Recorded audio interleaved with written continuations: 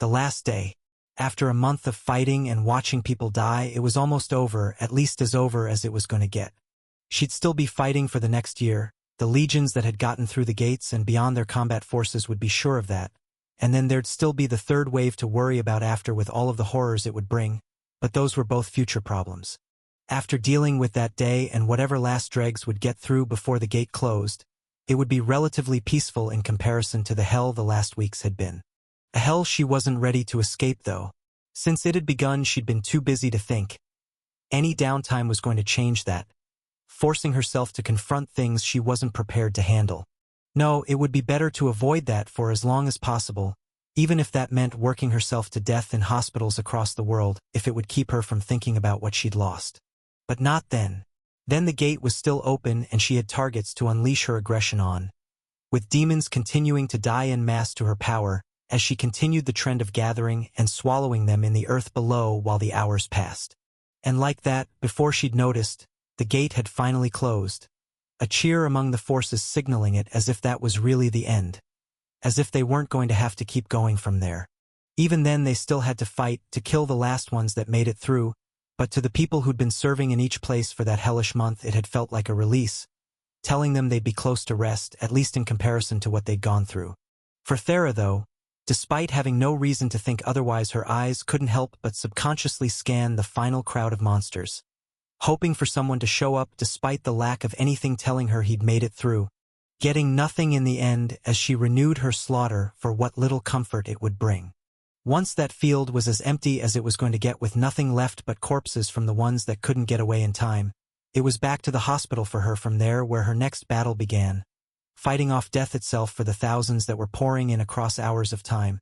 The building being flooded with people as Thera kept her various spells up to help ease the burden on others, as she and the other healers, along with various life and light spirits, worked constantly to save all of the lives they could, healing wounds, reattaching or regrowing limbs depending on the availability of the original flesh, and pulling people back from the edge of death. Thera couldn't count how many people she'd saved since she first started working there, but it was never going to be enough. There was always going to be more to do, and things were going to be staying that way for a long time to come. The work wasn't going to end, but that suited her fine. It was a distraction when she needed it, and as the problem slowly spread out, more and more it would become something for the healers of the cities and towns and villages not on the Gate network to handle, as their adventurers or even just regular citizens were forced to deal with whatever came their way. That's just life from here on out. It was everyone's problem. Regardless of how ready anyone was, everyone was going to have to deal with it. All she could do was keep working, only stopping when she felt a sudden change, something subtle that she didn't immediately understand until it hit her all at once. She was feeling the effects of bind again. She almost cried in relief then and there, holding it back out of some small consideration for the patients and how bad it would look for their healer to have a breakdown while treating them. Ben was alive, and from the feeling of her skill somewhere upwards, at least to her, that implied he had to still be off-world. He hadn't randomly appeared on a different floor of the hospital. But that didn't matter. Either because he had the skill deactivated for some reason or because he had been at a distance too far for it and was now somehow closer, it told her that she wasn't deluding herself and left her with a burst of energy that shook off the month of misery, letting her comfortably get back to work again as more time passed, until once more getting a change. The direction the skill pointed her to had moved, and significantly too. If you discover this tale on Amazon, be aware that it has been unlawfully taken from Royal Road. Please report it. There were a few options that pointed to. She knew the demons had some sort of gate network of their own. Ben could have gone from one planet to another and she was just feeling the warp, but there was another option. He could have been back on world. Instantly she was moving, having finished up the person she was working on and telling the hospital's director that she had to go and would be back later before running off to the gate, not noticing that the spirits around her had reacted too. She had tunnel vision as she went through the gate network, trying to feel which one picked at her skill the most while she ran through the crowds filling it and finding an area she was more than familiar with as she ran through to Analia, with her skill directed her to her family home. It was somewhere she could absolutely see Ben going to for any number of reasons, and in her eagerness to get there even a second faster lifted herself from the ground with her power and flew through the air, letting raw mana shoot her there as she barely registered the strange sight of the new structure beside the building, instead focusing on the feeling of her skill as it led her to the ground, letting her see a very bloody Ben resting in her aunt's arms. "Ben!" she practically screamed, letting herself drop from the sky as she scrambled over to him as he fought past any pain he was under to just slightly lift himself up and give her a smile.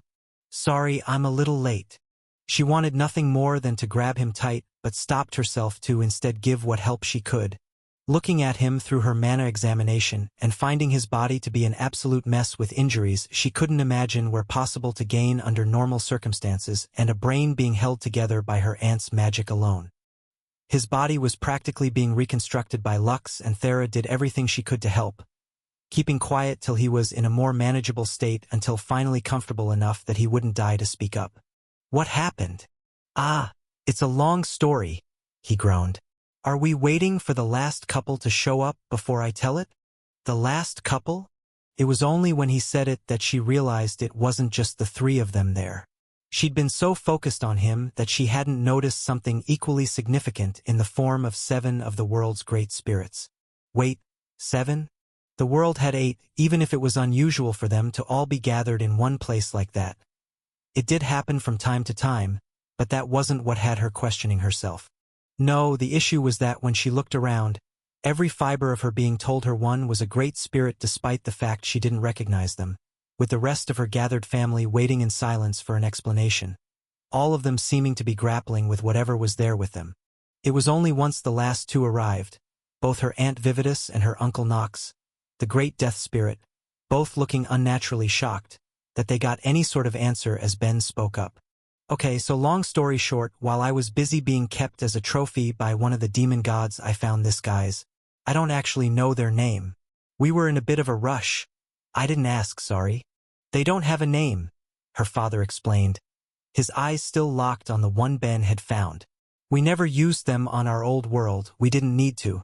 We only picked ones for ourselves after getting more involved with mortals for convenience. But, wait, Ben? What do you mean by kept as a trophy?"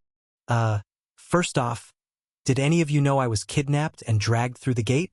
Abras's expression was enough of an answer, but Thera spoke for him. "I don't know if anyone really knows that happened to you. I mean, I knew and a few others saw, but I think anyone else who witnessed it probably assumed you were dead, all things considered, and there hasn't been time to report casualties. And on that topic, Vividus, stop staring at whoever that is and help Ben already." Even if she didn't like her aunt, she was more than willing to take advantage of her when she was right there, and Ben's injuries managed to be bad enough that even her efforts combined with Lux's weren't making a fast enough difference to satisfy her, and the great life spirit didn't argue, acting strangely obedient as she knelt down to help heal him, which more than anything else drove home the significance of whatever Ben had done to get her in that state. The answer coming as he spoke next. "Okay, so a lot happened, but for starters, Thera, meet your newly discovered family member, the Great Space Spirit. So anyway, to make a long story short, after figuring out how to make souls and using them to help me stage a jailbreak that ended up with me accidentally breaking everyone else out too, I saw what I thought was the trapped space spirit, broke him out, and convinced him to help save the rest of us while I connected to them and shoved over a bunch of mana too, landing me in my present state. My soul still hurts. I really don't think they're supposed to be doing that either, but..." He trailed off as he noticed the looks he was getting with the rest of them only changing their focus once the life spirit Vividus left his side and tried to throw herself at the space spirit, who until that point had remained in silence. The only reason she failed was the other spirits grabbing hold of her to keep her back. But that didn't stop her from cursing him out. All this time, this entire galaxy's been going to hell, all because you just had to go exploring. Are you happy? Did you get what you wanted out of it? I'm sorry. Its first words since coming to the world came out so small, but Vividus accepted none of it. Sorry? You think sorry can ever cover that? We lost our home. All of us left wandering through the void you love so much with the few we could save until we were told about this place, and now we find out you're the reason behind it. How did you let it get to that point? I tried not to, it said in agony. Back when I was just caged, I tried to direct them to worlds that hadn't developed intelligence yet, but But then that just made their god stronger by giving them easy targets to colonize, she told him mockingly. Of course it did, you short-sighted idiot. And then what? It only got more power to use over you until it was picking the destinations itself? What an obvious outcome, and despite all of that, you still selfishly chose to live. Vividus, Salinoth began in a warning voice, only for her to turn her anger to him. What? You think I'm wrong? That every star in the sky wouldn't have been better off if they hadn't just made the choice to end themselves. I had to do it to protect the other space spirits, it tried weakly, getting a sneer for its efforts. Not worth it. With everything that's taken place because of your kind's wanderlust, uncountable deaths have happened, and worst of all, to your own kin. You should have had the strength of will to sacrifice yourself and them and spared the universe some agony. It looked like others were going to try to speak up to that, but none of them were able to. Vividus didn't wait, instead turning and vanishing in an instant as the rest stood in the silence her absence left. None knowing what to say until Ben stood up, dusting himself off before he spoke. Okay, what's done is done, so unless anyone has more yelling they want to do, we're going to look at the positives instead. The world has a new great spirit that's a plus, along with all of the space spirits. Speaking of, let's get them freed. The space spirit released their cages when he said it, but only seemed to retreat further into itself from there, quietly watching from the side as Ben did what he needed to, overfilling his soul and breaking the cages one by one as the air slowly filled with the imprisoned spirits, each hesitantly making their way out after so long to fly around their great one and the others there, showing just how many were trapped in each tiny container. In an instant, the spirit population of the world had at least doubled. For those around who could see them, the sky itself was being covered as they slowly spread out, though nothing more as they waited there, betraying the very nature that got them trapped in the first place by refusing to go out farther. Abrus was the first to speak up once it was done, looking between them all before sighing. All right, it seems like we still have a lot to talk about. Ben, Thera, you both go in and rest, you both go in and rest. There was sure to be a lot for the great spirits to say given what had happened and what they now knew, and Ben was happy to take Abrus up on the offer. After everything he'd been through, he wanted the break. He wanted rest. Thera seemed to want it just as badly, but it was obvious she was fighting with herself as she grappled with her desire versus her sense of responsibility, with the latter winning out despite herself, leaving her to lean in to kiss him while she also apologized. I ran out of the hospital as soon as I felt you, and people are going to be dying while I wait here. I need to go back. It obviously wasn't what she wanted to do, but what she needed to, and Ben understood, placing a gentle hand on her cheek. Go. I'll still be here whenever you finish up for the day. You better. If you manage to disappear again, I'm going to have a breakdown. Not to worry. A real bed is exactly what the doctor ordered, and I need to pop up to see Myriad anyway, since he hasn't seemed to have noticed the return of his wonderful apostle. He kissed her one more time before she started going back and waited until she was no longer in sight to get up. Do you need some help getting there, Ben? Abrus asked him in obvious worry. I could send for someone. Don't worry about it. I'm back to full health, minus whatever's happening with my very sore soul, and that's more something that'll heal in a matter of time. Hopefully at least, but either way I'll manage for now. He gave a small nod to the others before going in, being polite to the passing staff without running into Pelania by the time he made it to Thera's old room and went inside. Sitting among her possessions was the miniature gate to Stonewall, offering him the chance to get to his real home, but Ben didn't take it. How could he when there was a bed directly in front of him, practically calling his name? So instead he laid down, closed his eyes, and let his mind drift up to the realm of his god, to the gloomy atmosphere it contained. In it, Myriad, Hellori, and Nair were all there, deep in their work like he so often saw them, to the point that none noticed him arrive, but the mood was undeniably dark. Myriad wasn't floating, instead collapsed to the ground like he did any time Ben drove him to despair, while Nair and Hellori both looked depressed. He was so much more used to the crafting god giving off a gentle amusement, while the goddess usually showed her curiosity at best and neutrality at worst, not the heavy feelings that were flooding the space in a way that was making it hard to speak up. Unauthorized use. This story is on Amazon without permission from the author. Report any sightings. He couldn't just not say anything though, Not after so long. So he cleared his throat, feeling their attention dart to him as he finally spoke. Hey guys, it's been a while. Guess who's still alive? He didn't get an answer. What he did get was his god, flying at him like an unpleasantly angular cannon and knocking him to the ground, sounding like he was weeping even without the eyes to do it. Ben, you're alive. Oh, thank goodness you're alive. You were taken and then I couldn't feel you and I assumed the worst and then dash. I missed you too, buddy. He laughed, patting his god as the two others rushed over, Nair picking him up and slapping his back while Hellori ruffled his hair, each of them showing just how thrilled they were to have him back in the end, with Hellori's eyes shining with the curious light they'd been missing only moments before. All right, you're back and alive, so tell us exactly what happened. Did you somehow squeeze through the demon gate right before it closed? Oh man. It's a long story that I'm sure some of the other gods are going to be hearing about soon, but for now let me catch you up on my little adventure. Once more he went over it all, giving the same story he'd given the spirits and getting to watch as their faces took on a range of looks with each point he hit, with the majority ending up as concerned, even if they chose to focus on one specific aspect. You materialized souls, Hellori said, looking at him blankly. She'd seen Ben manage the impossible, they all had, but that was another level entirely. Without even thinking about it first, she was already sinking her arms into his chest to examine the changes. This is, well, you really do need to see a soul mage to get this healed. It's going to be a couple weeks of pain otherwise, but this is a lot, Ben.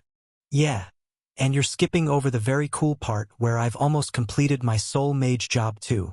Honestly, don't want to brag, but I really am the best at everything I do. You're underestimating the achievement, Nair told him.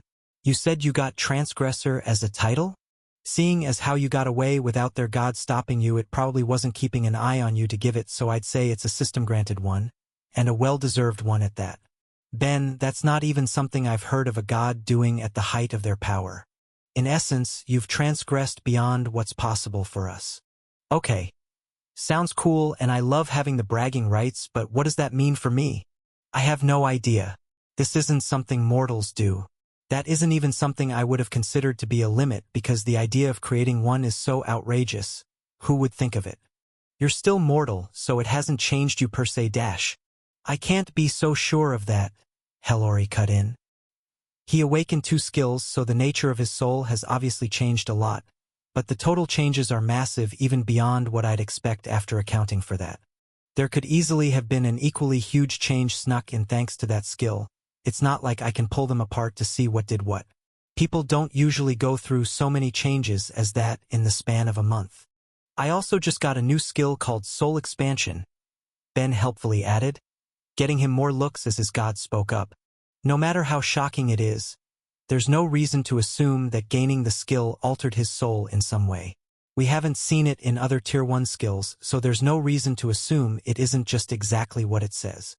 And if I manage to awaken it, then you can give it another look. That got him more stares, with Nair being the first to speak up that time. You're planning on awakening it? I mean, sure, why not?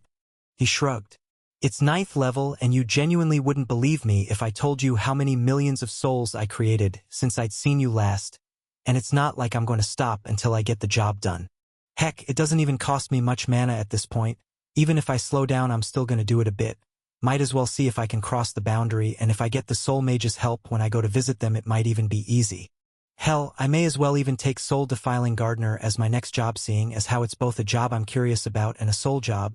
I should be able to finish it way quicker than a Tier 3 one, and it might give the skill the push it needs to go over the edge. Just let me get a look at you after, Hellori sighed, her curiosity on the topic letting her brush past the insanity of what he was saying. You got it. Actually, how does awakening affect a slightly damaged soul? No clue. Get it fixed first instead of trying to find out. Fine. Now since I'm back, tell me the bad news already. How'd the wave turn out? Better than we could have hoped, yet still objectively terrible. His god sighed. I don't think any that made it past the second wave on their old worlds had results nearly this good, but the death toll was still high, and the amount that got through is going to cause absolute chaos for the next year, whittling away our forces farther. All things considered, it could be a lot worse. But He trailed off, letting the thought hang there. Compared to the past, things were excellent, but there was always going to be the lingering question of if it would be enough, something they could only wait and see as time went on, with Ben feeling like he had the answer already, placing it to solid no as things he'd seen and heard pass through his thoughts. The dead one bound to you. The one that looks just like Own in my eyes. One answer for now, I'll get the other in a bit. He told himself before looking once more at the gods around him before he spoke, seeking confirmation instead of an answer. He didn't doubt he actually had the answer.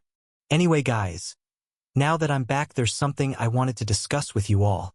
Yes, Myriad asked, not knowing where this was going till Ben went on.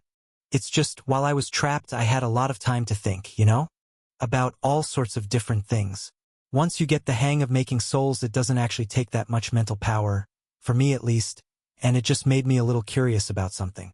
Something a little obvious, actually, not sure why I never noticed it before. With the only exceptions being the mana-based life in reality. Every world that develops life also has gods born to it.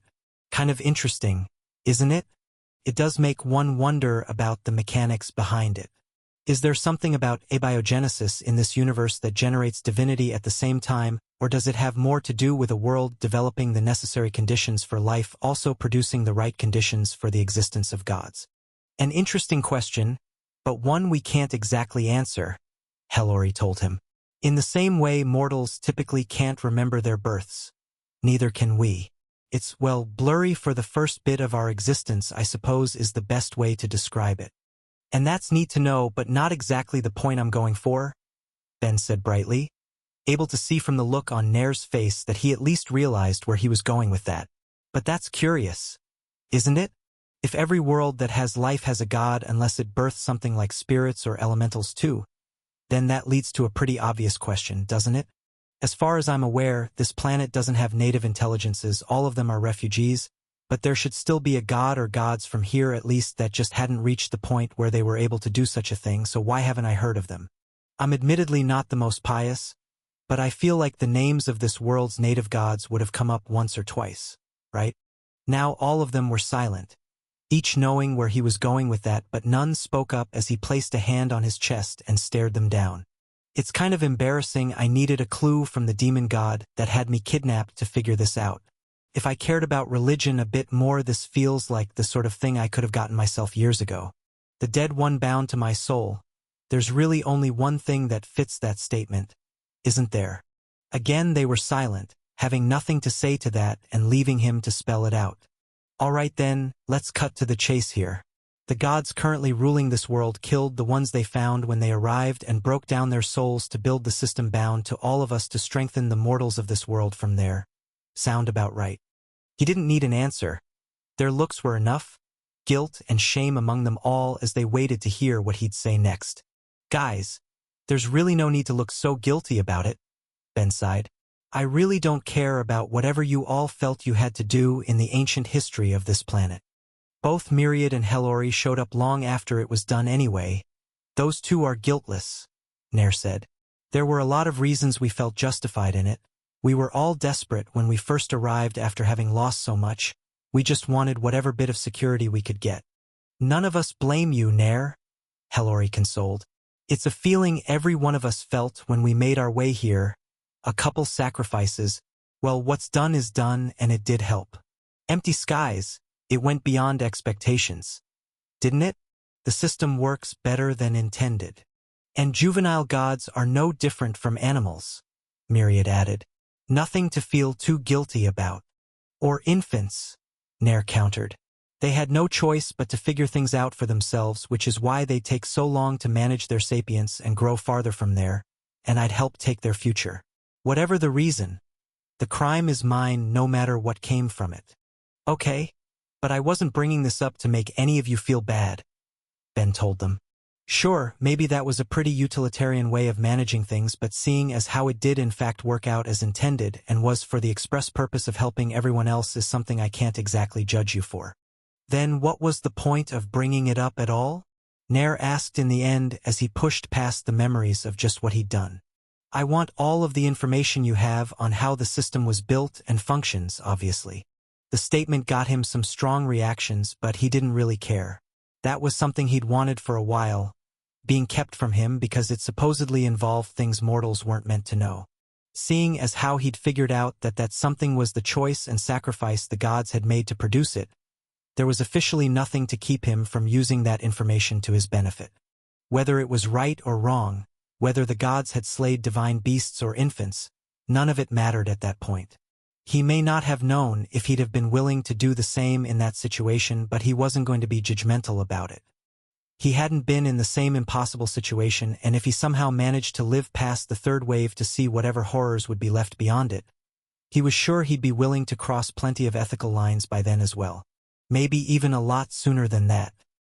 He ignored that thought as it squirmed in his head, instead just wiggling his fingers, waiting for Nair to give in as the god just shook his head and materialized a library of books for Ben to read through, thousands of them on that one singular topic. Okay, sweet, you're the best. And since it looks like I'm going to be busy for a little while, sorry, but could I ask you two to do me a favor and explain what happened to me to any other relevant gods? Maybe mention the few thousand prisoners I dragged to the planet and how the new blessing on my soul wasn't my idea and that I haven't been turned traitor by a demon god? Pretty please. All right? Hellori nodded, content to brush past the apostle's elusive sense of ethics.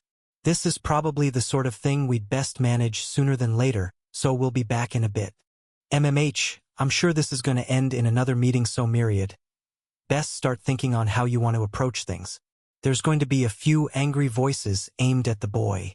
There always is, the cube muttered as the two left, expecting Ben to jump straight into work from there, but getting something completely different as the boy's face slipped, the relatively positive attitude changing to one far more worried as he began pacing around. Ben. Myriad. Can you be honest with me? Like, really honest. I'm always honest with you, Ben. Now what's going on? Man, I hope that's true, but okay, sure. In that case, am I your apostle or am I your friend? What? You're both. Now what's this about? No, I need you to pick one. When you think of who I am to you, am I your apostle first or your friend first? Myriad still had no clue where that was coming from, but he could see how heavily the question was weighing on the mortal with him, giving the god no choice but to give his promised answer. You are my friend, Ben. As much of a pain as you can be, I didn't spend the last month worrying about you because of the prospect I might need someone to fill your role. I see. That's good. You're my friend too. He sighed, even if that alone wasn't enough to clear his concerns. In that case, I have a question I want to ask you as a friend, so just remember what you said before about always being honest with me, buddy. Whatever the answer is, well, I won't judge and we can talk about whatever the history might be. We can figure something out. Okay. Ben, seriously, what are you dash? Are you related to Own? What? The demon god you encountered? No. Really? Yes. But like, really? Yes, really. Ben, I have no clue where this is coming from or what could have possibly made you worry about that. The tale has been taken without authorization. If you see it on Amazon, report the incident. Okay, that's good, he said in relief, almost collapsing in it. That's really good. I was only a little incredibly worried. But why? You look like him. Angular. To my sacrilege, Ben told him as he tapped an eye. It's hard to explain, but when I looked at him, he looked more like you than any other god I've ever seen. Give or take a few billion times more power on his part. That wasn't something Myriad knew how to respond to, leaving him silent as Ben went on. I mean, I was worried about it, but there were some flaws in that idea too, so it wasn't like a sure thing. If I was kidnapped to serve as a replacement for your world, since he never got a trophy from it when all of your people sacrificed themselves, then it wouldn't make sense for you guys to be related. Although it has its drawbacks, if I got a yes, I was 100% going to try and get you to at least save a few people for me. Well, unfortunately for you, that's not happening. We're all as stuck as everyone else, so just do your best now that you're back. Yeah, Ben muttered, his voice dropping again as he stood up, jumped up, straddled his idol, and lay back down. You know, with how often I see Hellori here, I really thought you'd be more comfortable. Are you sure there's nothing fishy going on between you two? No, it's not. If you'd seen how my species reproduced, chances are you wouldn't have noticed it was fishy in the first place. Gross. Like your way of doing it is any better. Ha, maybe? He trailed off from there, content to lay in silence for a while with neither of them speaking, sharing just a moment of quiet until Ben broke it. One last question for you, buddy. It's not as important, it's just, would you die for this world if that might save it? Yes. No hesitation, huh? I like that. It suits the collective consciousness of a species that was willing to blow themselves up. Where's that coming from? Oh, the usual place. I have a lot of respect for your feeling on the topic, but I'm not the same. I don't want to die for this world, Myriad. Nobody's asking you to, Ben. Yeah, and nobody should. I was dragged here to fight, abandoned and forgotten until the second I started looking useful, and even despite that have been doing my best for the place. I've been making weapons and gates, I've been awakening people, and I've even gone and strengthened the entire planet. I played my part. Damn, more than my part. Nobody could have expected a fraction of this much from me, but I pulled it off anyway. The idea that I should need to do more is outrageous. You're right, and if you don't want to, then I'll make sure nobody gets to ask you to, Ben. You've done enough, you deserve to rest. Rest, huh? He laughed. Myriad, I'm going to tell you a little secret here. One nobody on this whole stupid world wants to believe. This isn't going to end until we're all dead. The fraction I'd seen of how many demons there are and how many planets they have, there's no reason to think they'd just give up if we put up an okay fight. There's nothing to show they won't either. No matter how many planets they have, they can only have so many awakened skill holders for the third wave. Myself and the rest of the gods will be giving everything we have to make sure that this world holds up for it through that one. Yeah, and the sort of power you guys can spend is nothing compared to own. When I was stuck there, Myriad, even I could feel the sheer strength of the divinity he gave off. If we really did look like too much of a threat, then I have no doubt he could destroy this entire planet, and he's not like some evil god you guys may have gotten mortals to help deal with in whatever messed up past your planet's had. This isn't something mortals can go up against and win, no matter how many of you are on our side, and that's just looking at the one god. You know that with all of the planets they have, there has to be more. Hell, the demon that kidnapped me alone had 2 9th-leveled awakened skills. There's no winning this. Myriad was quiet for a moment, taking in all his apostles said as Ben caught his breath. He knew the boy was right, that they were operating on hope, but in the end it was all they had, all they could offer to the people who gave them faith. Even if they were wrong, that only meant that they'd just have to inflict as much damage as they could for whatever that would be worth. Even if that's true, Ben, in the end, there's no reason that should be your problem. Enjoy what time you have left on the world with your friends and lover. You've done more than enough. Yeah, I have, but here I am needing to do more. The king of sacrilege himself, that's me, someone on the edge of what might be the perfect skill to take on an evil god. Sure would have been nice to have that on a decent warrior or mage. Huh? Definitely not a craftsman. I feel the need to point out that you are in fact an excellent mage. Literally one of the best on the planet. Ha, you got me there. It only took me a couple years to get to that point too. I am, by all accounts, an unparalleled genius. This world is blessed to have me. I don't know why you're being sarcastic about it, you're right. Well, maybe, but it's still not enough. If I want to save the world, then I need to play to my strengths though, which means by the beginning of the next wave I need to somehow manage to have 2 third-tier skills. That doesn't sound too impossible, does it? MMH, for anyone else it would be. There's only been 2 others who managed that, and one was a soul mage who used their power to strengthen their own skills when they weren't strengthening others, and neither of the 2 managed to do both in the same year. Ah, but all that matters is it's possible. You thought I was working myself to death before Myriad? Just watch. I'm going to be optimizing my existence for the next year to make this happen. Fine, fine. I know there's no point in trying to make you quit, so then what's the second one? The second skill, you're awakening again. King of sacrilege and? Ah, that. Rejoice, Myriad, your incredible apostle is going to raise your name to even greater heights with it. Just think, the first person in the universe to get Connect is also going to be the first to get it to the 3rd tier. Sounds pretty exciting, doesn't it? If getting to the second got me that destined holder title, then I wonder what getting the third will land me. And as flattered as I am, I don't see the point compared to a few others. Your material manipulation would probably be a bit more useful. Nah, I gotta play to my strengths, even if I do have a bit of a gamble tied into it. Skills merge when they grow. I may not have gotten it at the first awakening, but so long as it properly merges with my enchanting, then I should be able to enchant using the skills of the other third-tier holders too. Tie in whatever I can get from them with the effects of whatever I can force King of Sacrilege into, and I just might have half a chance of not immediately dying, right? I think you're counting on an awful lot going your way for all of that to work out. Maybe, but what choice do I have? It's either do nothing and know that we'll all lose and die, or do something and, well, still be basically certain that we'll all lose and die, but with the heartfelt knowledge that I at least did everything I could beforehand, right?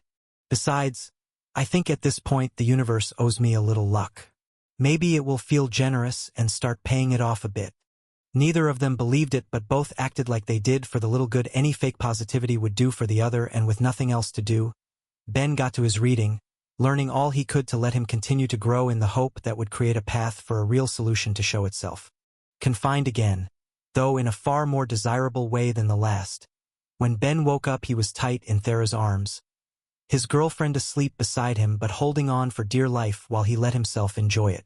There was no greater sign that he really was back, and he let himself indulge in the feeling for all it was worth, wanting to forget for just a minute how the future felt to him, while he could before months would be devoted to what felt like a futile attempt to change it. He was going to be beyond busy soon enough, but he could spare a few minutes on that small comfort, completely unprepared when Thera shot up, looking almost in a panic as her eyes darted around the room, and only calmed when she looked at him. Bad dream. Just accumulated stress, she sighed before laying back down to hold him once more. With at least one bit of it gone for now.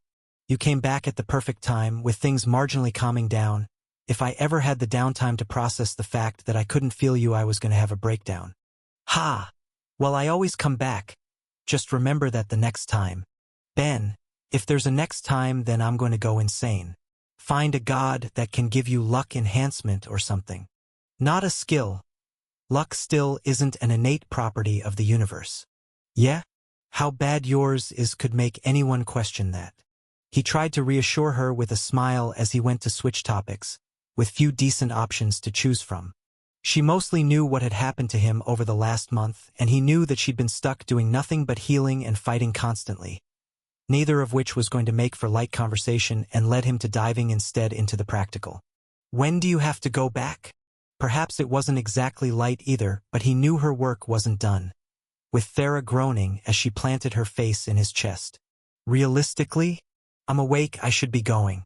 However, since having you here and knowing you aren't dead is doing wonders for my mental health, I'm giving myself 5 more minutes before I run off, so right now, no more talking or thinking about anything else, and just hold me. Yes, ma'am.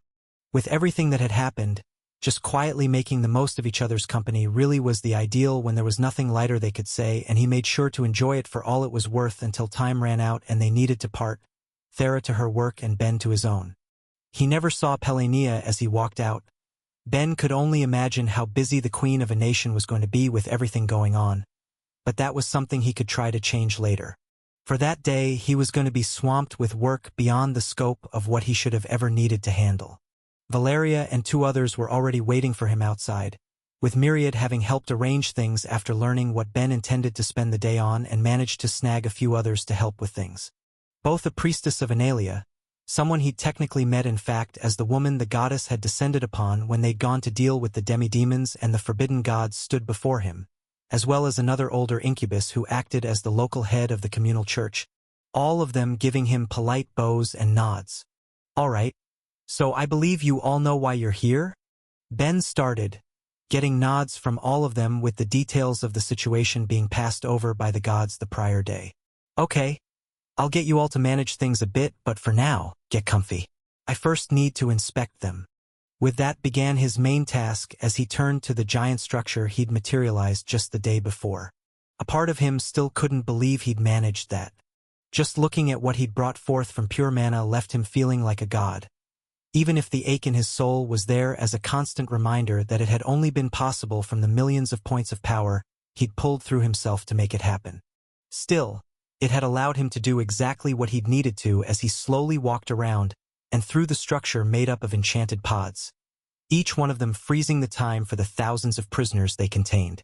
As he walked through, he connected with each one, getting a feel for their minds and memories as he cataloged the lot of them, breaking them down into different manageable groups based on what he was seeing until his examination was done.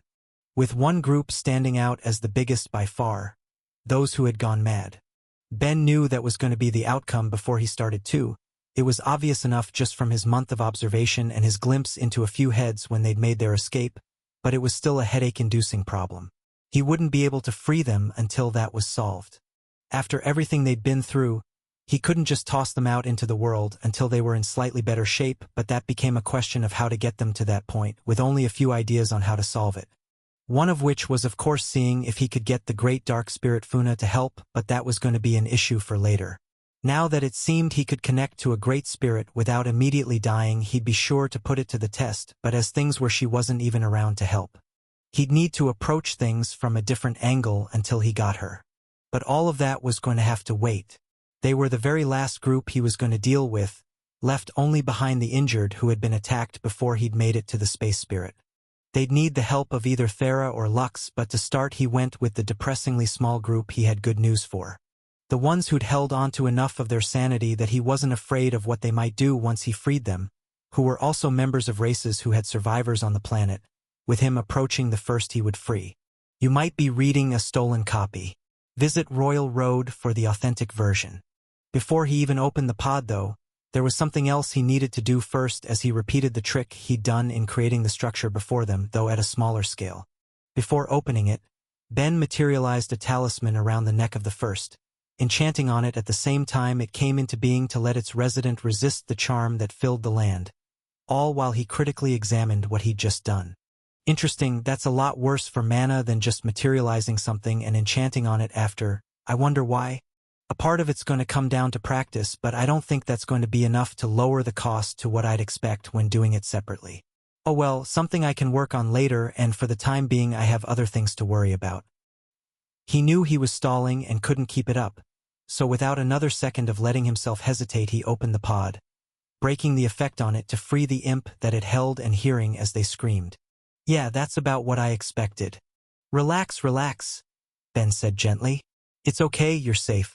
You're free. Still the man screamed, forcing Ben to reevaluate if he'd actually picked someone with a good enough mental state to let out and accepting that it was always going to be complicated.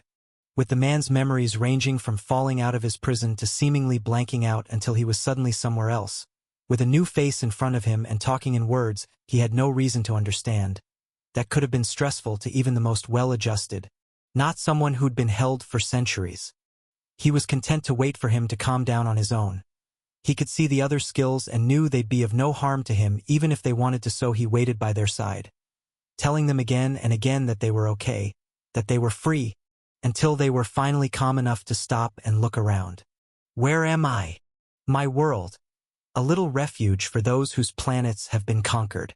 I'll explain it all. So do you think I could talk you into coming with me?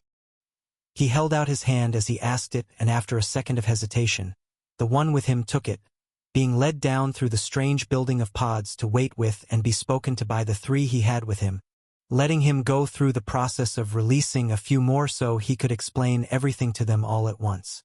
Each time was a struggle, but by the time he had 10 of them out, he decided to start things.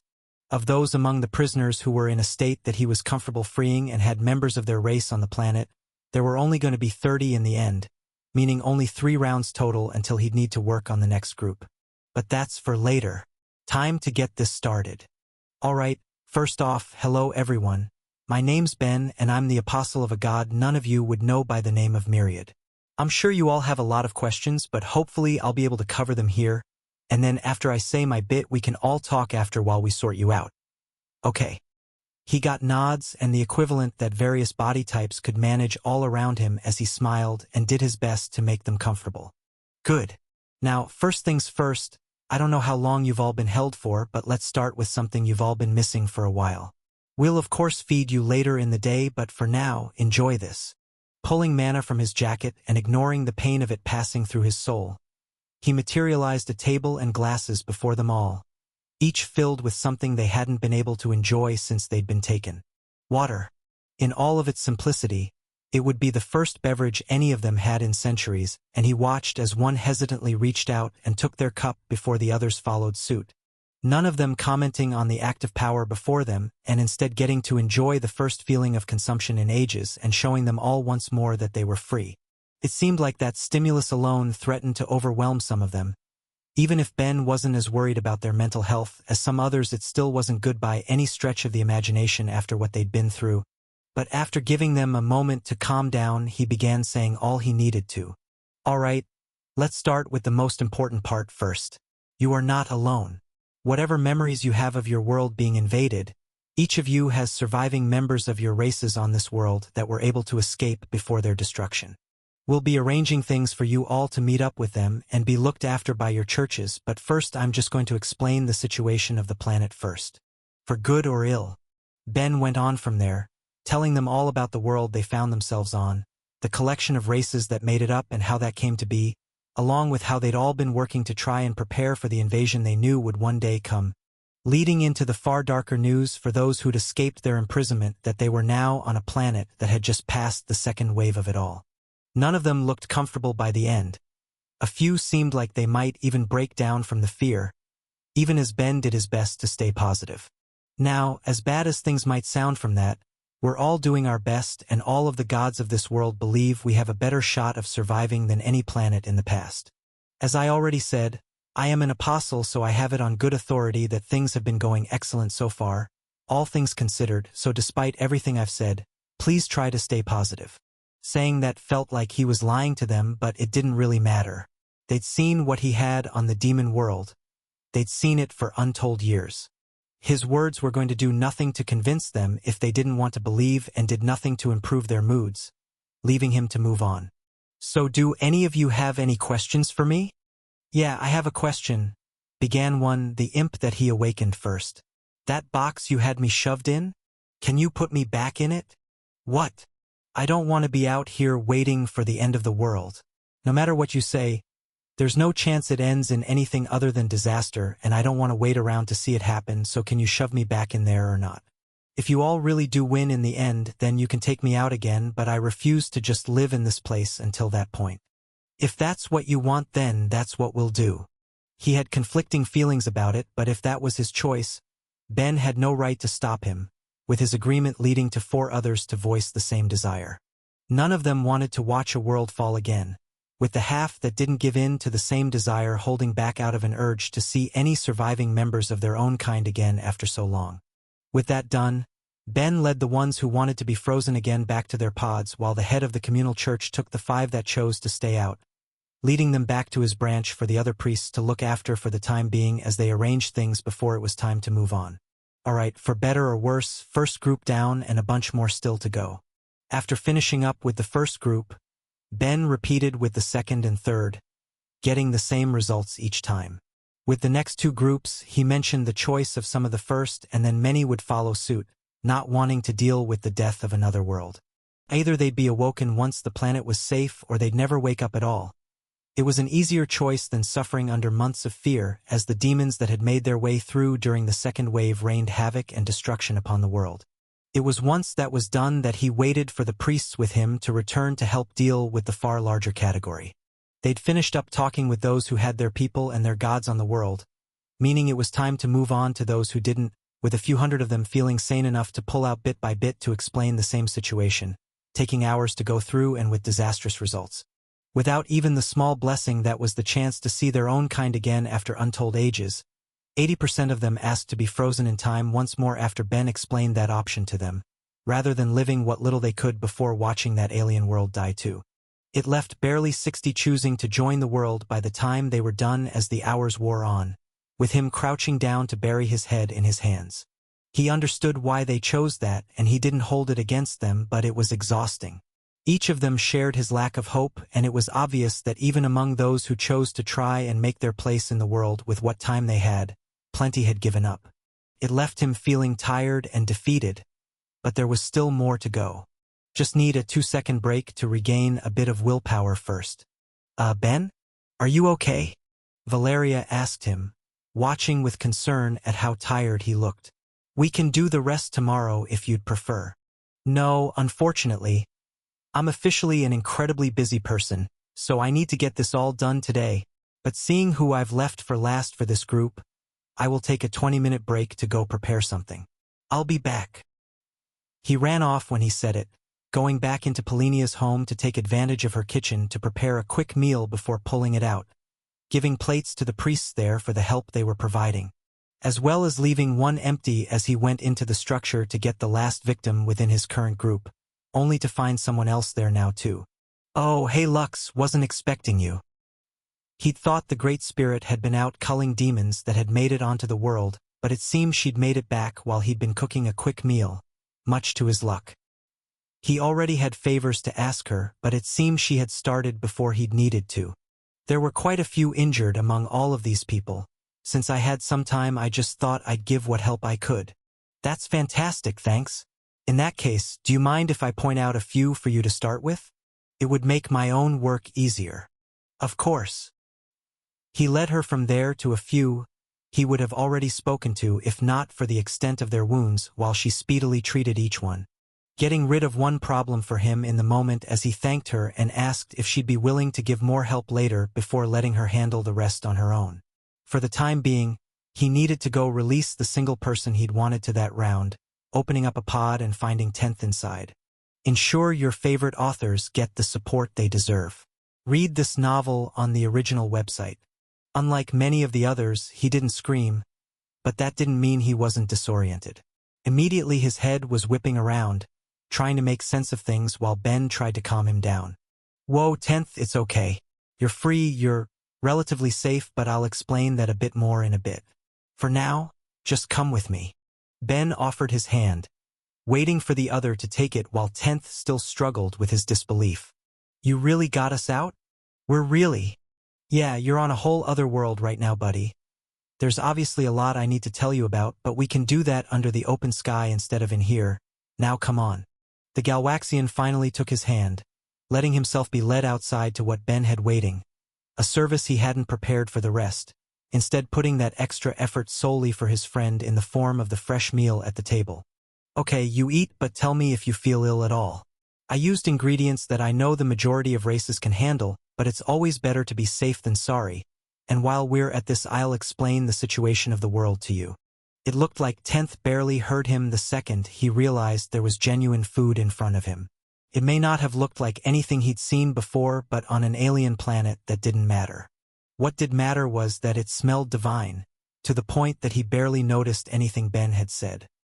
His thoughts were locked on the meal before him as he took his first bite, feeling flavors explode across his mouth for the first time in centuries while Ben gave up trying to give him the details, instead waiting for his friend to finish before filling him in on the state of the world. Once he did, though, he left nothing out, sharing everything he'd felt reluctant to bring up during their captivity together. The unique state of the world whose history had been built by the invaders, all of the races who made it up and what they were working towards, as well as sharing his own particular history, telling 10th about the summoning that had taken place and his own involvement in it. He could feel Valeria's eyes on him when he got to that part with it being news to her as well, but he didn't care. Even if it had only been for a month, this was someone he'd bonded with. Ben wanted him to know it all. By the time he was done, 10th just sat, taking it all in but looking lost with all he'd heard until he finally spoke up. So then what should I do with myself now? You have options. I won't lie to you, 10th, a lot of people chose to go back to their pods. If we win in the end, we'll wake them up, and if we don't, well, hopefully things will be quick and painless. Not the most convincing offer. Ha, I agree. So then otherwise, we can have you brought to the communal church where they'll help take care of you as you adjust to the world. At least for a while, you'll have a place to stay, food to eat, and you'll be given a far better rundown for how to live in this world than what I could give you in a few minutes of talking. And will I be able to see you again if I choose that? Maybe not too often, Ben admitted. Now that I'm back, I'm going to be busy doing everything I can to play my part in helping this world win. I honestly don't know if I'm going to have any free time until the next wave.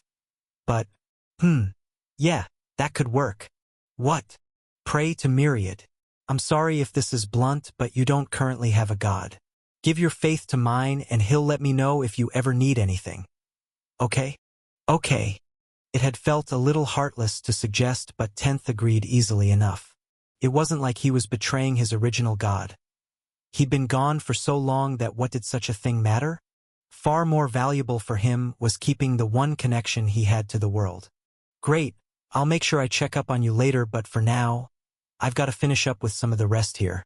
I'm sorry I can't do more for you right now. But Ben, he cut off. You've given me my freedom. There's nothing more you could do. I'll be fine, but I still hope I'll be able to see you again. You will, Tenth. Even if it takes a while, you can be sure of that. With their goodbyes said, Tenth was led to the church where he could relax with the others, letting Ben move on to work through the ones that Lux had healed before he was done with those as well, leaving him only a few more to approach, with the handful of people left being the most complicated ones of all. So let's see, how do I want to handle this? There's only 6 left, but I'm probably going to need help for 3 of them, so for now I'll ask Lux if she can grab me Abris and maybe even the Space Spirit, and then while waiting for them I can deal with the first 3. Okay, sounds like a plan for now. Surely this isn't going to be as stressful as it seems, right? What do you mean the Great Lord Quox is considered some sort of forbidden god on this world? One screamed while one of the others by her side laughed, all while Ben did his best to wear a comforting expression no matter how much he simply wanted to be done with things. He'd been able to fill them all in on what happened and the state of the world they'd found themselves on easily enough, and had even given the offer that they might freeze themselves again to avoid the fighting.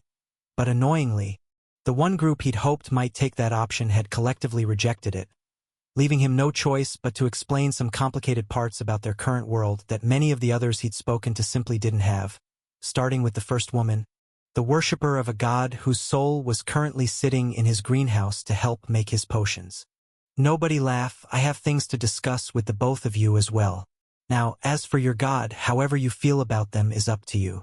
I have no desire to deny your feelings on the matter. I'm just going to tell you everything that happened. I already said that this world is made up of a collection of gods and races. The reason that your old one is considered forbidden is because they escaped your world without even trying to save any of your people. He completely abandoned your kind in the hopes that he could save himself and just came here for some easy believers which the gods of this world didn't allow, and in an attempt to make some himself, he made a mistake that strengthened the demon race a whole, leading to his execution. While word about that bit hasn't completely spread, there's certainly rumors, so I recommend not mentioning it wherever you end up making your new life. It will only complicate things for you. Quox is dead? You killed him?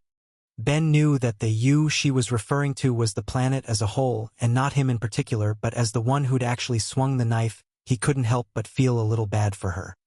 He could tell that the woman before him had used her faith to help keep herself stable during her centuries of confinement, and here he was, giving her the worst news she could have received. If it hadn't carried a risk of endangering her, then he would have happily kept that fact to himself, but the last thing he needed was her mentioning the god she believed in to the wrong person. Better to give her the bad news now, and then let Valeria deal with it from here. These 3 are going to need a little extra work, so Myriad's lovely priestess can take on this, since I sure as hell don't want to. Sorry, Valeria, I'll make it up to you one day. With the resolve to dump them on her the second he was done explaining things, Ben focused back on the woman before him. Yes, he didn't just endanger us with his actions, he endangered the rest of the galaxy. No, the universe. Every demon in existence will be able to become quantifiably stronger because of his mistake and because of all of the lives that are going to end for it. He needed to be punished. I'm sorry, I wish I didn't need to tell you this, but now that you're aware, you need to keep it to yourself. If you have any questions later, discuss them with Valeria over there. She can help you. For now, I need to move on to the other 2. What? Gonna tell us there's something wrong with our gods too? One laughed again, coming across far too jovial considering how long they'd been trapped. Yes, actually, by the standards of this world, both of your gods would be viewed as evil. What? The other yelled before trying to lunge at him, only to fall to the ground as Ben casually stepped out of the way. You might be reading a stolen copy. Visit Royal Road for the authentic version. For one, look at your histories. Despite how deeply buried in your memories it is, You're both dimly aware that the gods of your original worlds killed the others they were born with. That's because dash. Looking at how your society's developed, there's nothing you'll be able to tell me that I'm not going to just view as propaganda and indoctrination. Ben sighed before giving a pointed look to the one that jumped at him. I hate to tell you this, but your race was already on the verge of extinction even before you were invaded. A planet that supports combat and nothing else, with everyone killing each other under your god's orders to see who would ultimately prove the strongest. The actions of a mad war god really are too much to keep a civilization going. If you're going to live on this world, the only thing you'll be allowed to kill is demons. Otherwise, you have to live in peace with those around you. If you can't do that, then you're free to fight me right now and we'll see which of the two of us comes out on top. No, I'll focus my efforts on the demons. The answer left Ben a little relieved. If he'd really thought it was going to be a problem, then he wouldn't have let him out of his pod to begin with, but he'd been prepared for the potential that he might misbehave with his freedom. Reading his mind, though, it was clear he was being sincere, leaving only the third to finish with. Good. And then we'll end things with you, Miss Oracle of a Mad God. The one Ben felt most complicated about releasing. He'd seen her history, ritual sacrifice, torture, betrayal, and condemnations of all kinds existed within the recessive of her mind. If that had been all, then he'd have never released her. The world was dangerous enough as it was without adding a homicidal maniac to the mix. He was completely comfortable judging her as entirely mad before her world had fallen, but that was the issue that complicated things. Of every one of the prisoners he'd escaped with, she was one of the oldest by far, having been trapped for so many thousands of years that as far as he could tell she'd looped around, going from insane to mentally broken, all the way back to something approaching sanity through sheer luck. It didn't even seem like she herself could properly remember the world she'd once lived in. All he could tell was that after so long being trapped and alone, she longed for others in a way that made him believe that whoever she'd been in the past was gone. And I'm 99% certain she's harmless now. But, no, before anything else, are you sure you wouldn't want to go back to your pod to wake up once the world is saved? Me? Oh no, if I'm going to die, then I need to make sure I live every day I have first. Don't I? The statement was followed by an uncomfortably long series of laughter that left her coughing by the end as the rest of them watched on in discomfort, leaving Ben to break the silence. Welp, that's a great attitude to have, and I'm sure our lovely Valeria would be happy to help you with that. Isn't that right? Immediately trying to dump her on someone else. He ignored the clear look of betrayal in the priestess's eyes, even as she nodded in the end. Great. Now I know you don't remember much from your pasts, but what you do, keep to yourself and you'll be fine. Now with that done, we'll send you all off and dash. Wait! The former oracle stopped him. If who we all worshipped in the past is going to be an issue, is it fine to just begin giving faith to someone new? How practical of you. Yes, that would make things easier. We were hoping that you'd all find yourselves gods to believe in eventually anyway when you were more comfortable. All right then, Apostle. Tell us about your myriad. You know, I probably shouldn't be saying this, but you can all find who suits you best. You don't need to give your faith to my god in particular. Why would I possibly want to give faith to any other god when you're the one that saved us? She asked in confusion. As an apostle yourself, it has to be a sign. Okay, sure. But you can hear about him from Valeria. As his high priestess and someone far more devout than myself, she's the perfect choice to answer any of your questions.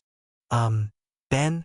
Valeria tried to interject, more than a little put off by being volunteered to guide someone he'd literally just described as the oracle of a mad god. But he waved her off. It will be fine, trust me. The past is the past and Myriad loves getting new followers. And more than anything else, I have absolute faith in you. MMH. Feeling uncomfortably suspicious that they'd been given to her to save Ben the trouble of dealing with them himself. Nonetheless, she did as her apostle asked, leading them back to the church where the others were waiting, ending things with that group, and leaving the most interesting three for last. Seeing the three great spirits waiting off to the side to give him the help he needed, Ben held back a sigh and got up, already eager to get that last bit of work done so he could move on to other things.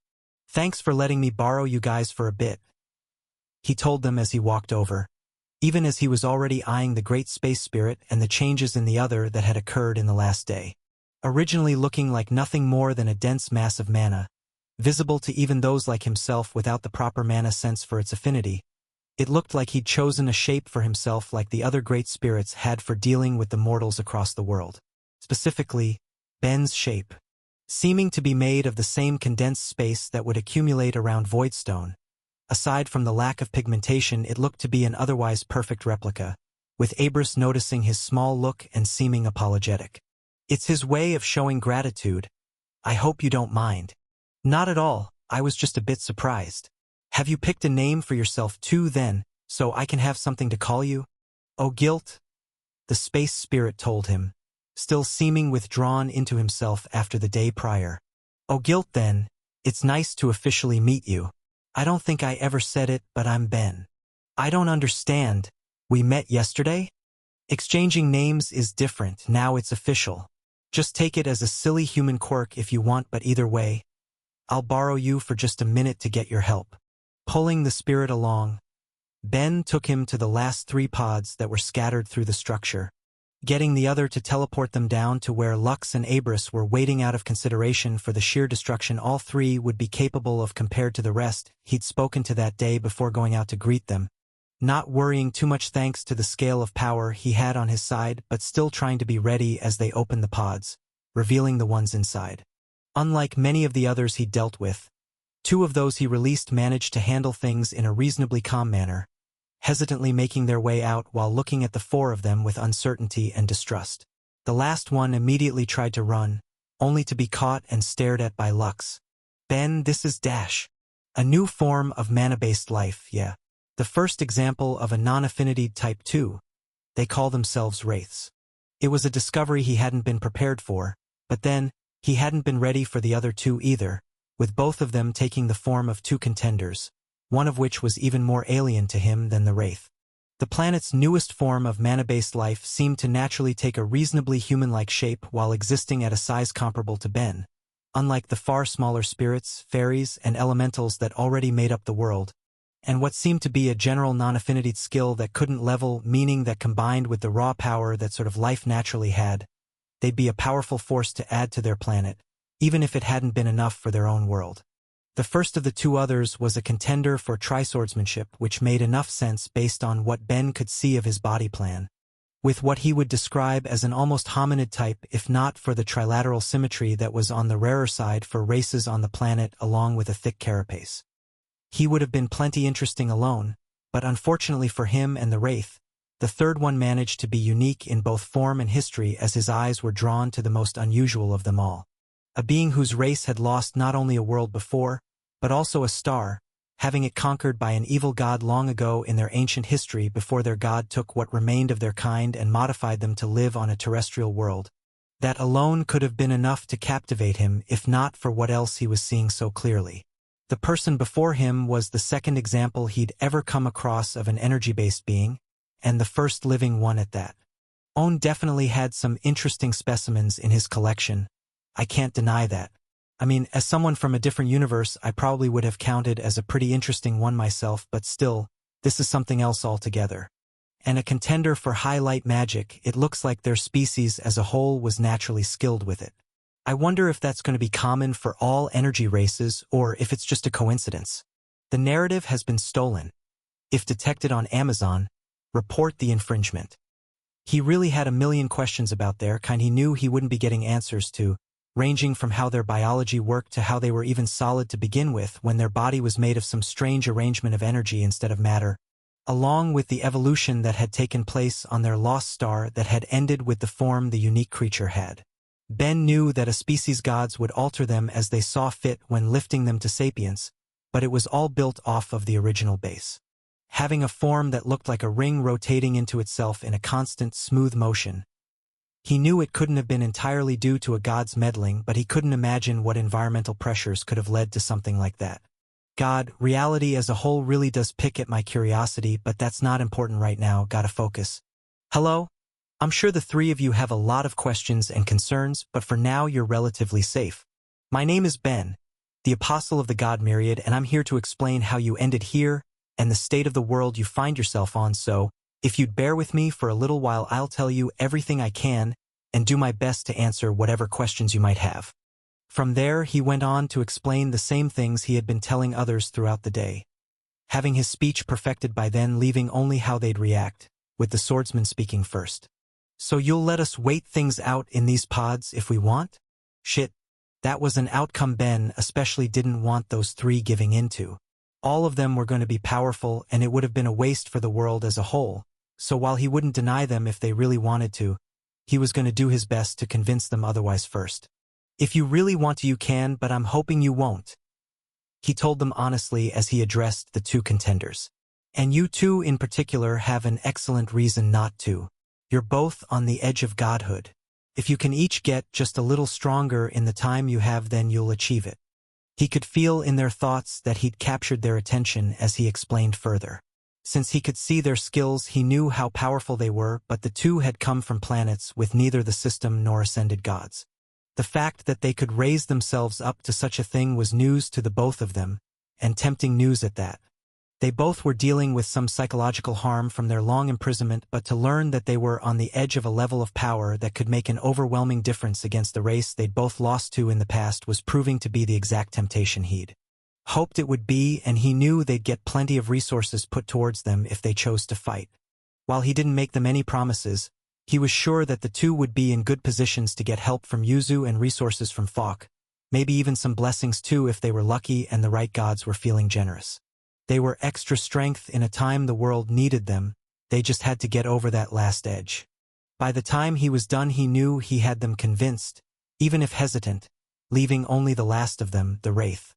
He was about to start trying to convince him the best he could, but the other spoke before he needed to. "I'll fight as well." "Fantastic. We'll be glad to have you.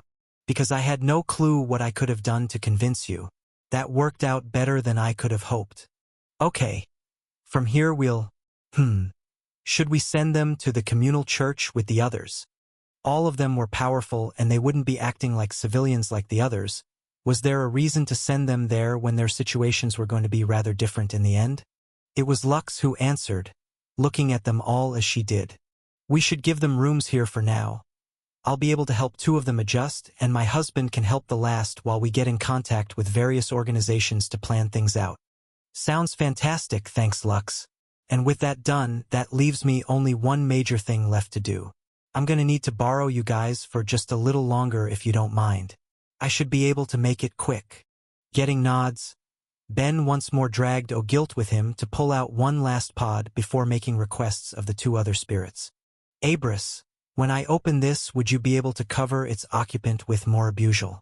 And Lux, would you be able to heal their injuries for me?"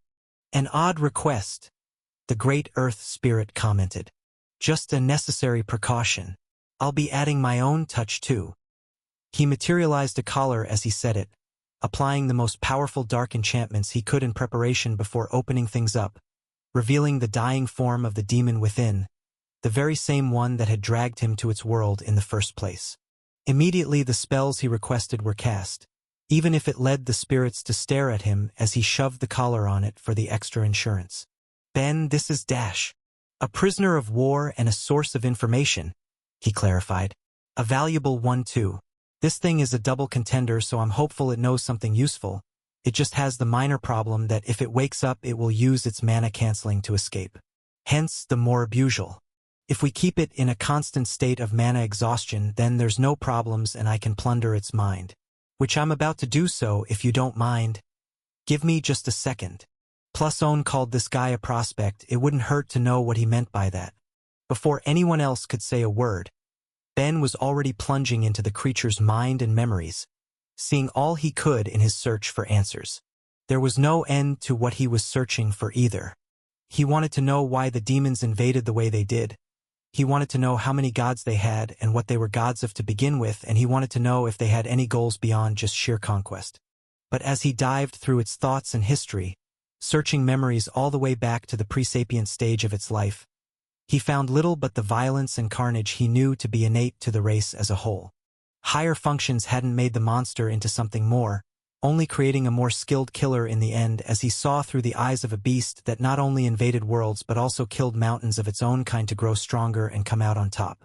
Through everything he looked at, Ben only got a single answer, even if it was one he had trouble believing himself.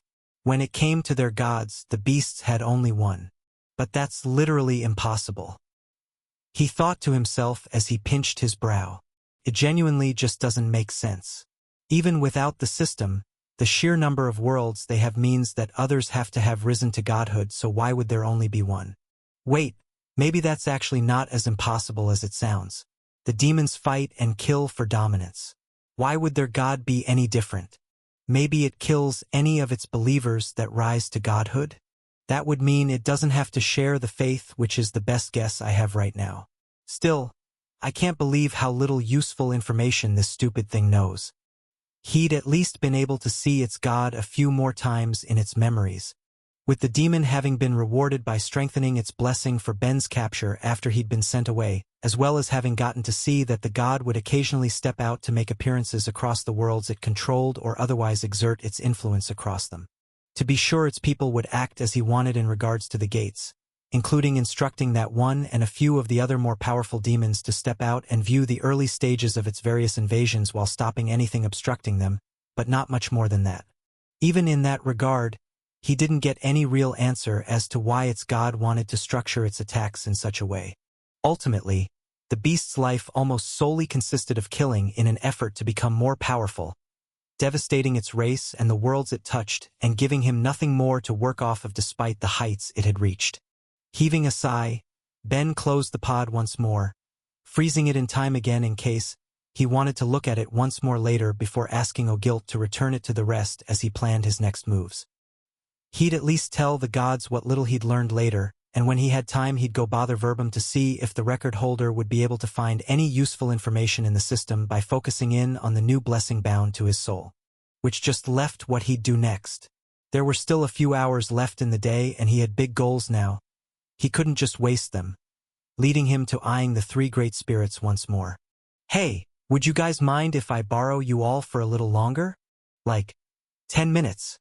He knew that Lux and Abris at least were busy people given how much they could do for the world, but at the same time they were resources he could use, making him want to take advantage of them just a little longer if he could. If that's all, then it should be fine, Abris agreed. Why, what do you need? Support the creativity of authors by visiting the original site for this novel and more. Gonna borrow your minds for a bit? Give me just a second. And without waiting for a reply, he reached out and connected to the three great spirits, feeling the intense strain as he did. It was something he was doing his best to keep from them, even if he was doing a bad job of it, as he sped up their thoughts to give him more time with their minds, letting him suffer under the mental weight of three nearly godlike beings as he carried out mental conversations, asking and learning about what had happened for both of them in the last month and then making small talk beyond that, all in an effort to train his deep connection. Getting it to the third tier was the goal, but it was never going to be easy, so he was going to do all he could, even if it meant wearing out his brain in the process. With the soul mage job nearly complete, he was going to be in the best position to level it he could be, leaving only one key thing to getting there: experience. He was already thinking of other ways he could get it too, ways he'd be putting into practice as soon as he'd be able, but until then he knew what a resource the great spirits would be. Just connection to Ogilt had gained him a level only the day prior. Adding two more into the mix at the same time would only help as he forced himself to grapple with the alien nature of their minds and memories, even as Lux moved to his side to begin healing him.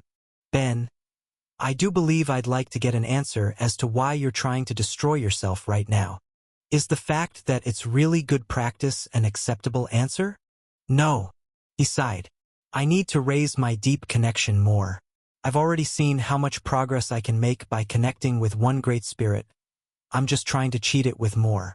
It's actually not that bad when I'm not also shoving millions of points of mana through my soul. MMH, it admittedly doesn't seem like you're going to get to the point I found you in yesterday, though I really don't believe it's worth it. Didn't your husband get ripped in half trying to fight a dragon for a little extra strength? And my deep connection is directly related to the quality of the things I can make. The higher my level, the more I can produce. Thera won't be thrilled about you doing this to yourself, you know? She won't, but everyone's pushing themselves. I need to as well. MMH. Well, if you plan on continuing this in the future, make sure you do it when either she or I are around to treat you. Okay, Will do, but by your estimates, will I be able to manage with just one great spirit, do you think? Why?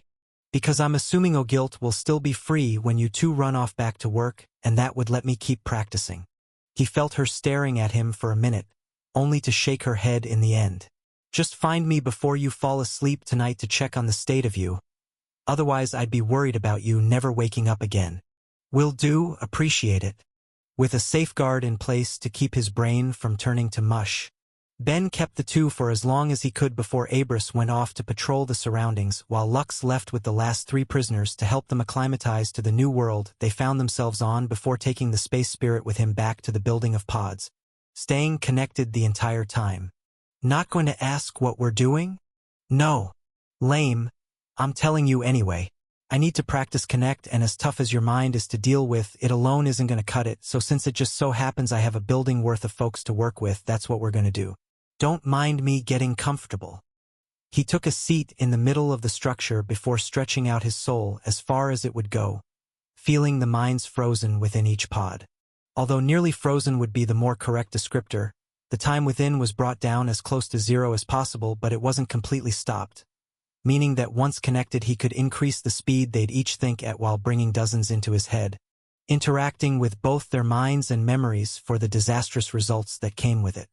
All of the ones he connected to were too mad or traumatized to be given a chance at freedom like the rest, and they all screamed inside his head the second they were able, at least those with the mental strength to scream.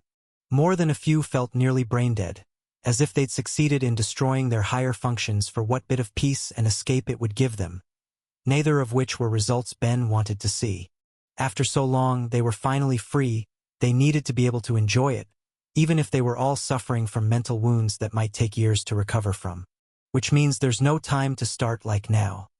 He didn't exactly want to be experimenting with his newest awakened skill on victims who had been through so much already, but with it feeling like an avenue he could progress through, he started using the effects of hive mind, threading his thoughts through their own without trying to take over like he'd done during their escape, instead trying to force a sense of calm on them that they'd all long since lost, creating a headspace where they'd listen if he talked. From there, that was exactly what he did, talking to each one the best he could, trying to turn the calm he was forcing onto them into something more natural while aiming to draw out their long-shattered sanity. Beginning a project he knew would take ages as the hours wore on through the last little bit of the day. Thus ends the main topic of discussion, spoke the stone god fixed in exhaustion at the end of the meeting among the divine. It had actually gone exceptionally well, with the outcome of the second wave being excellent compared against any time a planet had gotten to that point in the past, to the point that the proper feeling should have been elation, if anything, from seeing the fruits of their labor blossom. No, it was nothing from the first part of the meeting that had exhausted him, but instead what he knew was going to come next, with news having spread between every god at lightning speed. The main topic all of them wanted to get to, which he, as the one saddled with the role of trying to lead those messy meetings, was going to be forced to bring up as he went on. Now we can move to the matter of the reappearance of Apostle Ben.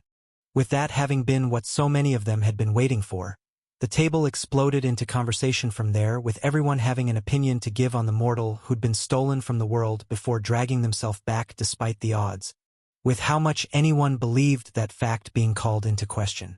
A mortal that somehow kept increasing his workload despite the fact that he had no strong feelings one way or the other about the boy, unlike so many others, a fact that had somehow turned him into the perfect mediator. Silence. All of you, I'm aware there's some strong opinions about this, but before giving into speculation and rumors, I at least would like to first hear it from a more direct source. Myriad, if you would, what can you tell us about your apostle's return? Of course, the cube said, speaking up as the rest quieted down to listen. Though it doesn't seem like there is too much to tell. After being taken, my apostle was led to a demon god. Before being confined for the month, he was gone with what seemed to be prisoners from every previously conquered world, including plenty we don't have on this planet. By all accounts, it seems he was captured to act as a trophy from my world, since it doesn't look as though they managed to acquire any of my original people. It seems that one was able to detect my presence off him, either in his soul or his jacket, by comparing it against an artifact of my planet they'd been holding on to instead. And the blessing on him? One cut in to ask, getting to the heart of what bothered so many. He's already received one unusual one, You can see why we'd have our concerns about him getting another, especially from an enemy god of all things. Myriad wanted to groan. Despite his hopes, the other gods had in fact found out about Ben's witness blessing by seeing his status through the eyes of Yuzu, which had been enough of a pain to explain away, only to get that new one. No matter what the explanation was, plenty weren't going to want to accept it. Still he tried, speaking nothing but the truth. It appears the god On wasn't able to read Ben's mind thanks to the effects of King of Sacrilege, and in an effort to change that, tried to strengthen his connection to him through a blessing. What he didn't expect was that it would have the opposite effect, leaving Ben's mind unread. And we're just supposed to believe that? The god Olencia sneered. Please, what god gives a blessing so freely? And to a prisoner of all things? It's obvious the boy turned traitor. It's the only explanation for how he got back to the world dash. His words were cut off by the sharp laughter of a goddess, Hellori looking at the other in almost pity. Really, how many times must we reiterate this? She asked in amusement, only enraging the other god more. Why would a single blessing possibly sway the boy when he already had 13, including 3 tower blessings? Adding in over 40 jobs on top of that leaves his current growth potential so high that any single blessing is basically negligible at this point. Even if it is a bigger one than what we'd usually give, it's certainly not the sort of thing he'd betray the world over. Honestly, don't you have something better? I'd be embarrassed to present such a weak piece of evidence. But then, that is the problem with those who don't value knowledge. She gave an exaggerated shrug as she said it, riling the other up with Olencia looking prepared to snap, only stopping as another spoke first. Both of you enough, Fix sighed. We will discuss that possibility in greater detail after Myriad is finished. Now Myriad, if you would. Yes, as for how he escaped, I was just about to get on to that. If you all don't mind, I think it would be easier to show you. He should be doing it as we speak. This tale has been pilfered from Royal Road. If found on Amazon, kindly file a report.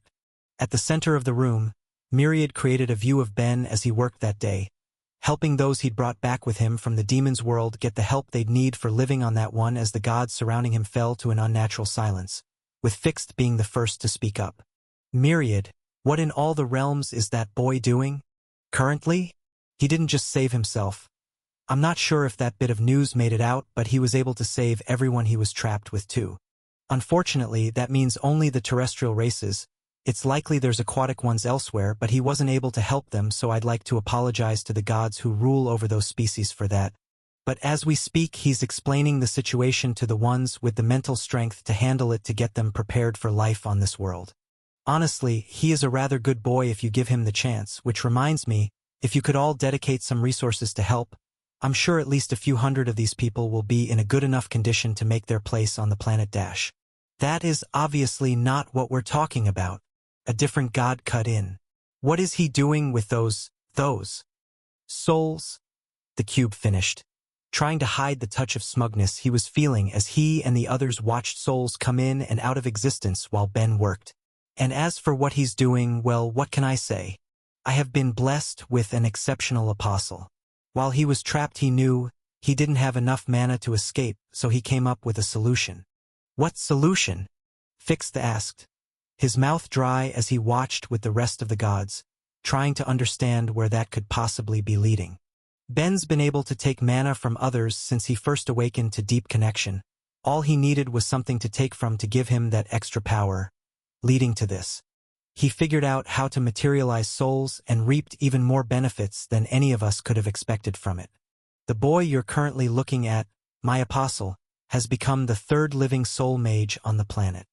The statement made the room explode in shouts and yells once more, with Fixed not even trying to calm things down immediately. There was no point. Everyone needed some time to process what they'd been told and the gravity of it. Really, the idea that Ben might have unlocked the soul mage job for his accomplishment was the lesser surprise. Different jobs could have a range of hypothetical acquisition conditions, as shocking as it would normally be to hear someone had gained a 3rd-tier job without a 3rd-tier skill. That was nothing compared to what else they'd just been told. The boy had materialized souls, was actively materializing souls from the looks of it, and lots of them at that. Fixed's eyes were already scanning the crowd, narrowing in on the different soul and magic gods to try and gauge their reactions, with all of them ending up as some form of shock or disbelief, telling him what he already suspected. None of them could do it. By all reasonable accounts, what they were witnessing was impossible. Just what is this boy? The thought drifted through his head as he continued to watch, a thought he was sure more and more around him were having as well. Someone who had seemed so unremarkable at first was continuing to ever grow into the title of monster he'd ended up with. And what could he have become if he'd had more time? Another question that had no good answer. None of them had enough time, and they couldn't dwell on things no matter how impossible they seemed. Ben was doing exactly what Myriad claimed, and as far as things went, it was a good enough explanation for how he'd escaped, leaving the god to try and quiet things down so they could continue. Myriad gave him a small nod before going on. Of course, he was only able to break free from his prison thanks to that. What got him back was something else you were all going to become aware of sooner or later. Another prisoner on that world. The Great Space Spirit. Not one god there couldn't grasp the implications of such a thing as feelings exploded out once again, not ending until Fixed physically waved some down and forced the rest to follow suit. Enough! We will talk about all of this after, but we need to finish here first. Now, Myriad, is there anything else we should be aware of? The stone god was hoping the answer would be a firm no. It felt like the cube had already dropped far too much at their feet, which was sure to lead to hours of unending discussions, but unfortunately, none of them were so lucky as Myriad spoke one final time. There is one last thing. When Ben told me a bit more about the god he encountered later, he was able to mention one quality of it. In the eyes of his sacrilege, it seems that Own resembles me. Resemble you how? He couldn't say, just that we seem similar. It's possible that he's a constructed being like myself, or maybe shares my properties as a composite soul. It could also be that he for some reason shares my undefined divinity, but without any other examples it doesn't seem like something Ben will be able to get an answer to. So be it. A bit more information on our enemy will do us no harm. If you or Ben get any more ideas on the topic, then let us know. For now, we can move on to the rest of the discussion.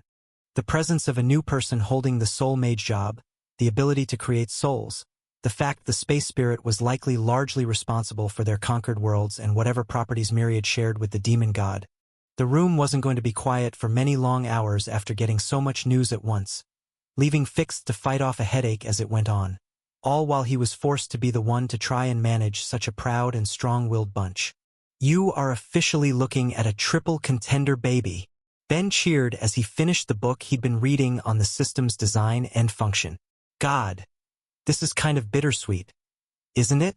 Let's be real, if I had gotten that level before the wave, then making a soul is the exact sort of application of knowledge that would have gotten me to my third tier of the skill, right? Possibly, but there's nothing you can do about that now. Ugh. I know, it just kind of hurts. Myriad, why can't things ever just work out in whatever way would be most beneficial to me? Reality doesn't function like that, and any pain you're feeling is your overburdened soul. Are you going to see the soul mages soon? Tomorrow if I can? Do you know if they'll be free? Lucky for you, your friends are taking 3 days to regroup, so you have the perfect chance to see them. There. Sometimes things work out for you, right? MMH, I guess. Actually, maybe this works out pretty dang well. I should be finishing my current job tomorrow too, and if things go well I can pick Yuzu and Elvit's brains on how to awaken my soul production. From there, I can use my skill in it to rush through soul-defiling gardener and hopefully any sort of advanced soul mage job I might get if I'm really lucky. All of that should give me some good bonuses for Connect on top of the ones I'm already getting, and then from there. Just how many jobs are you planning on completing tomorrow? As many as I can. As much as it annoys me, I doubt I'll be able to complete Master Connector in one day, but anything else that might help I'm going for. Oh, and I feel like I have a pretty decent idea for trying to awaken actualization, and considering proper soul mages are supposedly able to lower the awakening threshold, I'm going to borrow Yuzu to see if I can make that happen. That should let me finish High Actualizer 2 for a few more vitality bonuses. Seeing how you interact with the job system is actually horrific. Excuse you, you mean efficient. Not my fault if other people don't have skills that yield high experience. It seemed that Myriad had a comment to that but never got to say it. Before he could, both Nair and Hellori appeared in the realm, each looking tired from whatever discussions had occupied them. Oh good. The gang's all here, perfect timing. 'Cause we were just about to get started. On what? Hellori asked, looking like she wanted nothing more than to just ignore him and lie down. Figuring out how to get my connect and sacrilege to the third tier. Now come on, it's theorizing time. May I ask why? Nair questioned, seeming just as tired as the goddess he'd arrived with. If you want to awaken any skills so badly, I'd personally suggest you aim for your mind ones. Your compatibility with them is high enough that the prospect of you managing such a thing before the third wave is somehow not entirely impossible. All things considered, I'd say it's actually horrifically good. Ah, well, long story short, since this world is completely and irrevocably doomed no matter what all of you insane optimists think, I'm going to unfortunately try and change that. Probably going to die in the process. Really don't want to. Really not happy about it either, but unfortunately that makes more sense than letting every other bastard on the planet die. Would you care to explain how you came to that conclusion, Ben? Sure. I guess we have time. He told the two what he hadn't brought up the day prior, how hopeless any chance of victory felt, how impossible he viewed the idea that the demon god would simply allow them to continue to exist even if they did win in the end, and how by virtue of his sacrilege, he was probably going to be the only person who could deal with the weight of the divinity it gave off, all leading to that ultimate conclusion. Someone has to kill Own if this place is ever going to be safe, and nobody else has the one key skill needed to get the job done. I'm very obviously not ideal for the role either, but that's why I want to raise up Connect to the third tier as well. Assuming things go right for once in my life and it properly merges with enchanting at the third tier, then I should be able to enchant with any third tier skill including my sacrilege. That would let me make, well, a lot, but the specifics still need to be worked out. I'll devote a couple minds to it while I focus on getting the third tier of those two skills in the next year. So for now, focus folks. Or, Myriad began, you could try and think of a solution that isn't suicidal. For just a split second, Ben looked at his god like he was an idiot but hid it away as fast as he could before speaking up. Fine then, in that case. Let's start the meeting formally, known as How to Get Off This Doomed Garbage World. I'll just shoot out a couple ideas here. Since it would be pointless unless around 90% of the people on this planet survive, if I get all of the space spirits to work together, spending days and weeks overfilling their souls with mana to whatever their maximum capacity would be, is there any chance they could safely teleport this planet to some distant galaxy that isn't a complete hellhole? I think you already know the answer to that. I do. With how much mana it took to transfer thousands of people within the same galaxy, a planet's worth would be impossible, even with the gods helping, at least as they are. That brings me to a far more possible idea.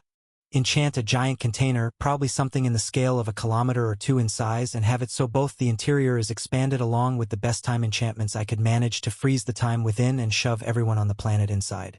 From there we get the earth spirits, fairies, and elementals to lift it into space and help push it as far away from this world as possible and get the space spirits to warp space around it. Again with the goal of getting us to another galaxy. Royal Road is the home of this novel. Visit there to read the original and support the author. The construction time and necessary materials for something like that would be completely infeasible, Nair told him. Not just the mountain of magic materials you'd need. Even basics like copper or iron would be hard. Even with you, your lover, and her father all constantly materializing. I'd be able to speed it up a hell of a lot by just shoving more and more mana into their souls. Not to brag, but if I ignore the pain and don't worry about growing my natural supply, I basically have an infinite amount now. Then the other issue would be gathering every person on the planet. Hellori chimed in. Even if you could build such a thing within the year, moving that many people would never be quick. It would be a logistical nightmare, without even mentioning that even if we could, escaping the galaxy is still entirely infeasible. Yep, that's completely right, Ben agreed. So that's off the table too. Third option, we get Vividus to start modifying everyone on this planet into a void species and live among the stars, happily ever after. Or at least until the demons conquer every terrestrial world and decide to start going for the void too. Although I personally think they'll try to make the jump to the Jovian first, so that would probably give us a bit more time. It would be nice to kick this problem a couple millennia down the road. Even more impossible than the last option, the goddess pointed out. For all of the benefits the system gives, it has made the biology on this planet exceptionally messy. Of course, that was part of the point of it. Facilitating breeding between radically different races to help improve relations between them and create a universal race as an endpoint was always part of its design. But what you're suggesting wouldn't just be getting the life spirit to modify the biology of hundreds of species. It would also mean working out how to do the same thing for hundreds of mixed breed groups. Civilization here is old, Ben. There are people on this world whose bloodlines are filled with races and biologies that have mixed so much they wouldn't be recognizable as any of their ancestral races. It would basically mean figuring out how to modify all of the species that have managed to remain somewhat close to their ancestors and then going through the other half of the planet one by one. So that doesn't work either then. Not shocking, and I'm now out of suggestions. Can any of you offer me something better than gumption and elbow grease? None of them responded. They all knew they had devoted themselves to a simple idea. Keep fighting, keep killing, and if things worked out in the end, then they'd prove they were enough of a threat to be left alone. It wasn't like they couldn't understand that they were clinging on to something that might have been a false hope, but they'd come there after losing everything. It was all they had in the end. Their silence left Ben to sigh. Exactly. I get it, you all came here wanting revenge. Even if that seems like a mistake in hindsight, I'm not going to hold it against you. So what if how easily your worlds were conquered should have been a sign to start running and never stop? Here we are, so I'm going to try and create a solution that isn't just trying my best and letting things fall how they will. If our plan for victory is hoping the enemy gives up, then we don't have a plan, plain and simple. And maybe if I'm really, really lucky, I'll be able to think of a way to make this someone else's problem. So as of now, I'm officially taking suggestions. They were all quiet for a moment, trying to figure out how to respond. At the scale he was talking, they couldn't really believe that would be something he'd manage, especially after making it clear how powerful the demon god was, but trying to help him figure out how to approach the problem and get stronger wouldn't do any harm either. They all believed in his ability to grow, and the more power he had, the better the contributions he'd be able to make for what they still wanted to hope would be the last wave. All right, Nair gave in. Ignoring if things will really come to that, there's plenty you could be doing that you already do. Finishing up as many high-ranking jobs as you can as soon as you can would mean you'd have months to take advantage of the bonuses from them. I can't stress enough that your attributes will always be too low if you really want to test yourself against a god that exists beyond the height of any of our powers, but the more you raise them the better, along with whatever bonuses that would come to your skills with them. Got it. I'm already planning on finishing a bunch tomorrow, and then from there the aim is going to be to finish at least one a month. More if I can manage. The statement got him some funny looks, but Hellori went on from there. As for awakening your skills, well, that's going to be harder. I'm frankly giving you no advice on how to raise your sacrilege to the 3rd tier. You're creative. Figure that out yourself. As for connect though, no matter what you do, it's going to be difficult. You remember how much trouble you had getting it to the 2nd tier since you can't get any of the affinity skills that might help? The challenge for the 3rd tier is going to be incomparable, especially when you're not even at the 9th level yet. Having Soul Mage is going to help a lot, but I honestly couldn't guess at what might be enough to push you over the edge. Okay, that's fine, I'll work on that too. I've at least got a couple ideas to improve my experience gain, and when it comes time to get to the 3rd tier, well, I'll worry about that then.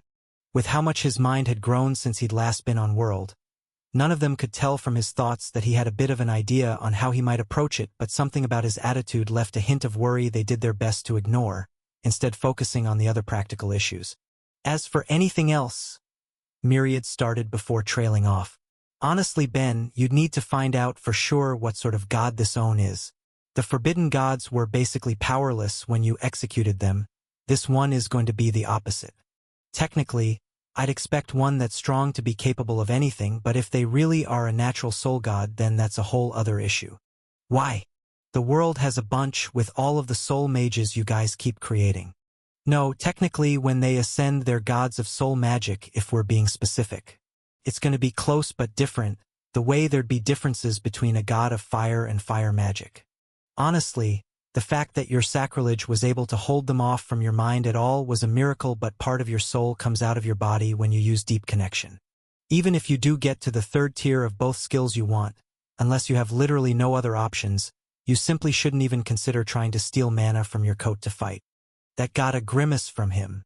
I was trying to be cautious of that before, but do you really think it would still be that much of an issue if I awaken my skills? Impossible to say, but it's not worth the risk. You know your soul is likely somewhat safe within your vessel. Remove it and all bets are off. If things do come to it and you end up in a position where you have to fight this god, your best hope would be to fill yourself up as much as you can before then and hope that will be enough. Ugh, okay, that makes sense. In that case, I need to raise my mana pool even more, which I can start working on, but that means I probably shouldn't keep my jacket with me.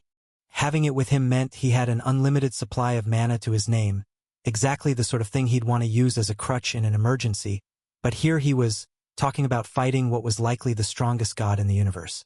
If he couldn't solve whatever problems came up for him before the next wave, he was never going to be able to face a god without it. Last resort for my inevitably suicidal demise, not a resort at all until then. Damn. He grabbed at his face in the agony the entire situation was causing him but held back from anything else, instead going on like nothing happened. Okay, this is good. Let's keep it going. We have a long night, guys.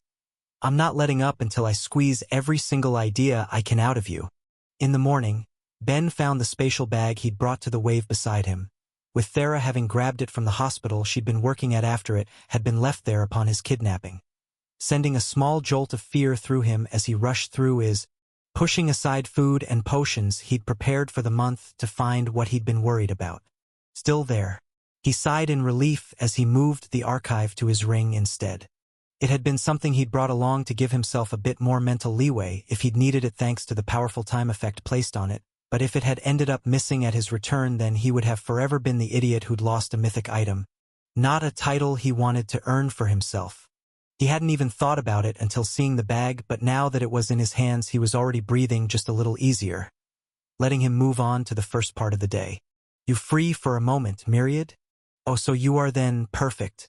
This will be quick anyway, I just want to finally get an answer to this. He pulled out the strange cube he'd found in his cell as he thought it, wanting to finally know what it was for, only to suddenly become very aware of something he hadn't been able to notice during all of his time sharing a room with it. This thing has divinity in it? With all of the power that Own had been flooding the world with, Ben hadn't been able to feel the few drops of the stuff within that one item at the time, but now it seemed so obvious, with his god having his own surprise. With it being? Wait, seriously? Huh, neat, so does it actually have any stored? How do I access them? Seems like kind of a waste.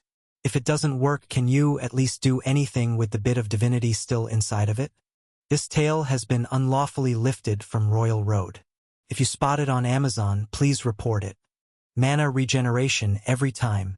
The power he felt within that cube moved with those words, leaving the ancient prototype to instead move to Ben, settling inside of him without his sacrilege reacting, with Myriad's line of questioning making it obvious what had happened. You sure you're okay with that, buddy? Seconds add up. Thanks, man, I appreciate it. Yeah, will do. Dragging Thera along once she woke up, Ben went to fulfill that small request from his god, going to the church where the dead god's trial once stood and spending plenty of his mana to make a proper display for the prototype before going off to try and meet their friends, passing far too empty streets as they did. The second wave may have ended, but the danger wasn't gone, and that was reflected in the deserted roads around, with people having largely evacuated what had been one of the busiest cities on the planet for others that were farther from an invasion point. There were of course some people still around. As the planet's central hub for religious faith, plenty were coming to pray, feeling it was more important than ever to give faith. But the streets weren't bustling with activity the way they had been in the past, and every now and then there were signs of destruction where demonic attacks had broken through before waiting soldiers or adventurers could come deal with it. The rubble left where it was with so many more urgent matters to take care of in comparison. Do you really need me today, Ben? Thera asked him as she looked around, the sight of it all twisting her with guilt that she wasn't instead going to the hospital. It's not that I don't want to see them or spend time with you, but if they remembered a little agreement we made, then it will be worth it to have you there, but if not, you can head on back. I just want to grab all of the benefits for us I can. If things worked out, then there'd be plenty to enjoy, but when they arrived at their friend's home, the one standing guard gave them the news that they weren't in at the moment, meaning another trip through the city to get to the Soul Mage Elvit's residence instead. facing different streets in similar levels of disarray, even if they were slightly busier. They were walking along main roads from there, not only letting them see a few people who were out and about to pray, along with some helping to clean up some of the damage that the bits of fighting that had made its way out there had caused, but also handfuls of people patrolling the area in the event any demons made their way into city limits. With so few people around compared to how full the streets had always ended up in the past though, it made it far easier to spot some familiar faces, with Ben's eyes locking onto the three as they came out of a side alley, turning to go to Elvet's residence too from the looks of it. "Amy, Jake, Yuzu," Ben called out. "Wait up!" His cry got their attention, pulling their weary eyes to him and letting two of them light up in a bit of happiness at getting to see their friends after a month of constant combat and fighting, with only Yuzu looking different. It was something he was used to that usually led her to violently shaking him, but this time was different. Not only was she taking in the changes in his status, but also something only he and she could see, the souls he was constantly creating, flashing in and out of existence to give him the last bits of experience he was going to need to finally finish his job that day. All of it left her not knowing what to focus on first, with that only being settled as her eyes landed on his current job.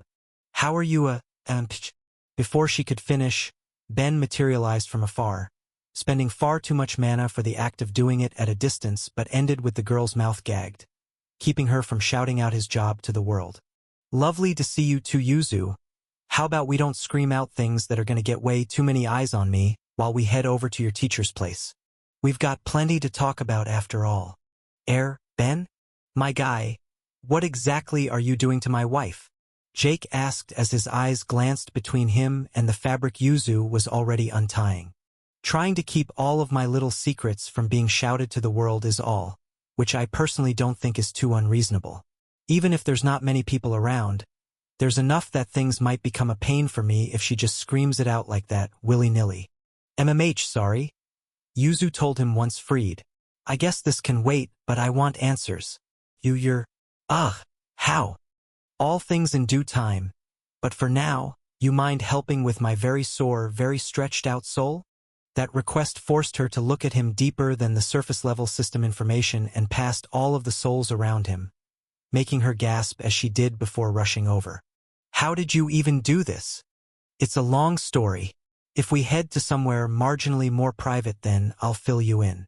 Seeming to have no patience when it came to getting the answer she wanted, Yuzu practically dragged him and Thera along, healing Ben the best she could as she did while Jake and Amy followed along with anticipation and confusion, both wondering what could have gotten such a big response from the young soul mage and not getting an answer until they arrived at Elvet's home.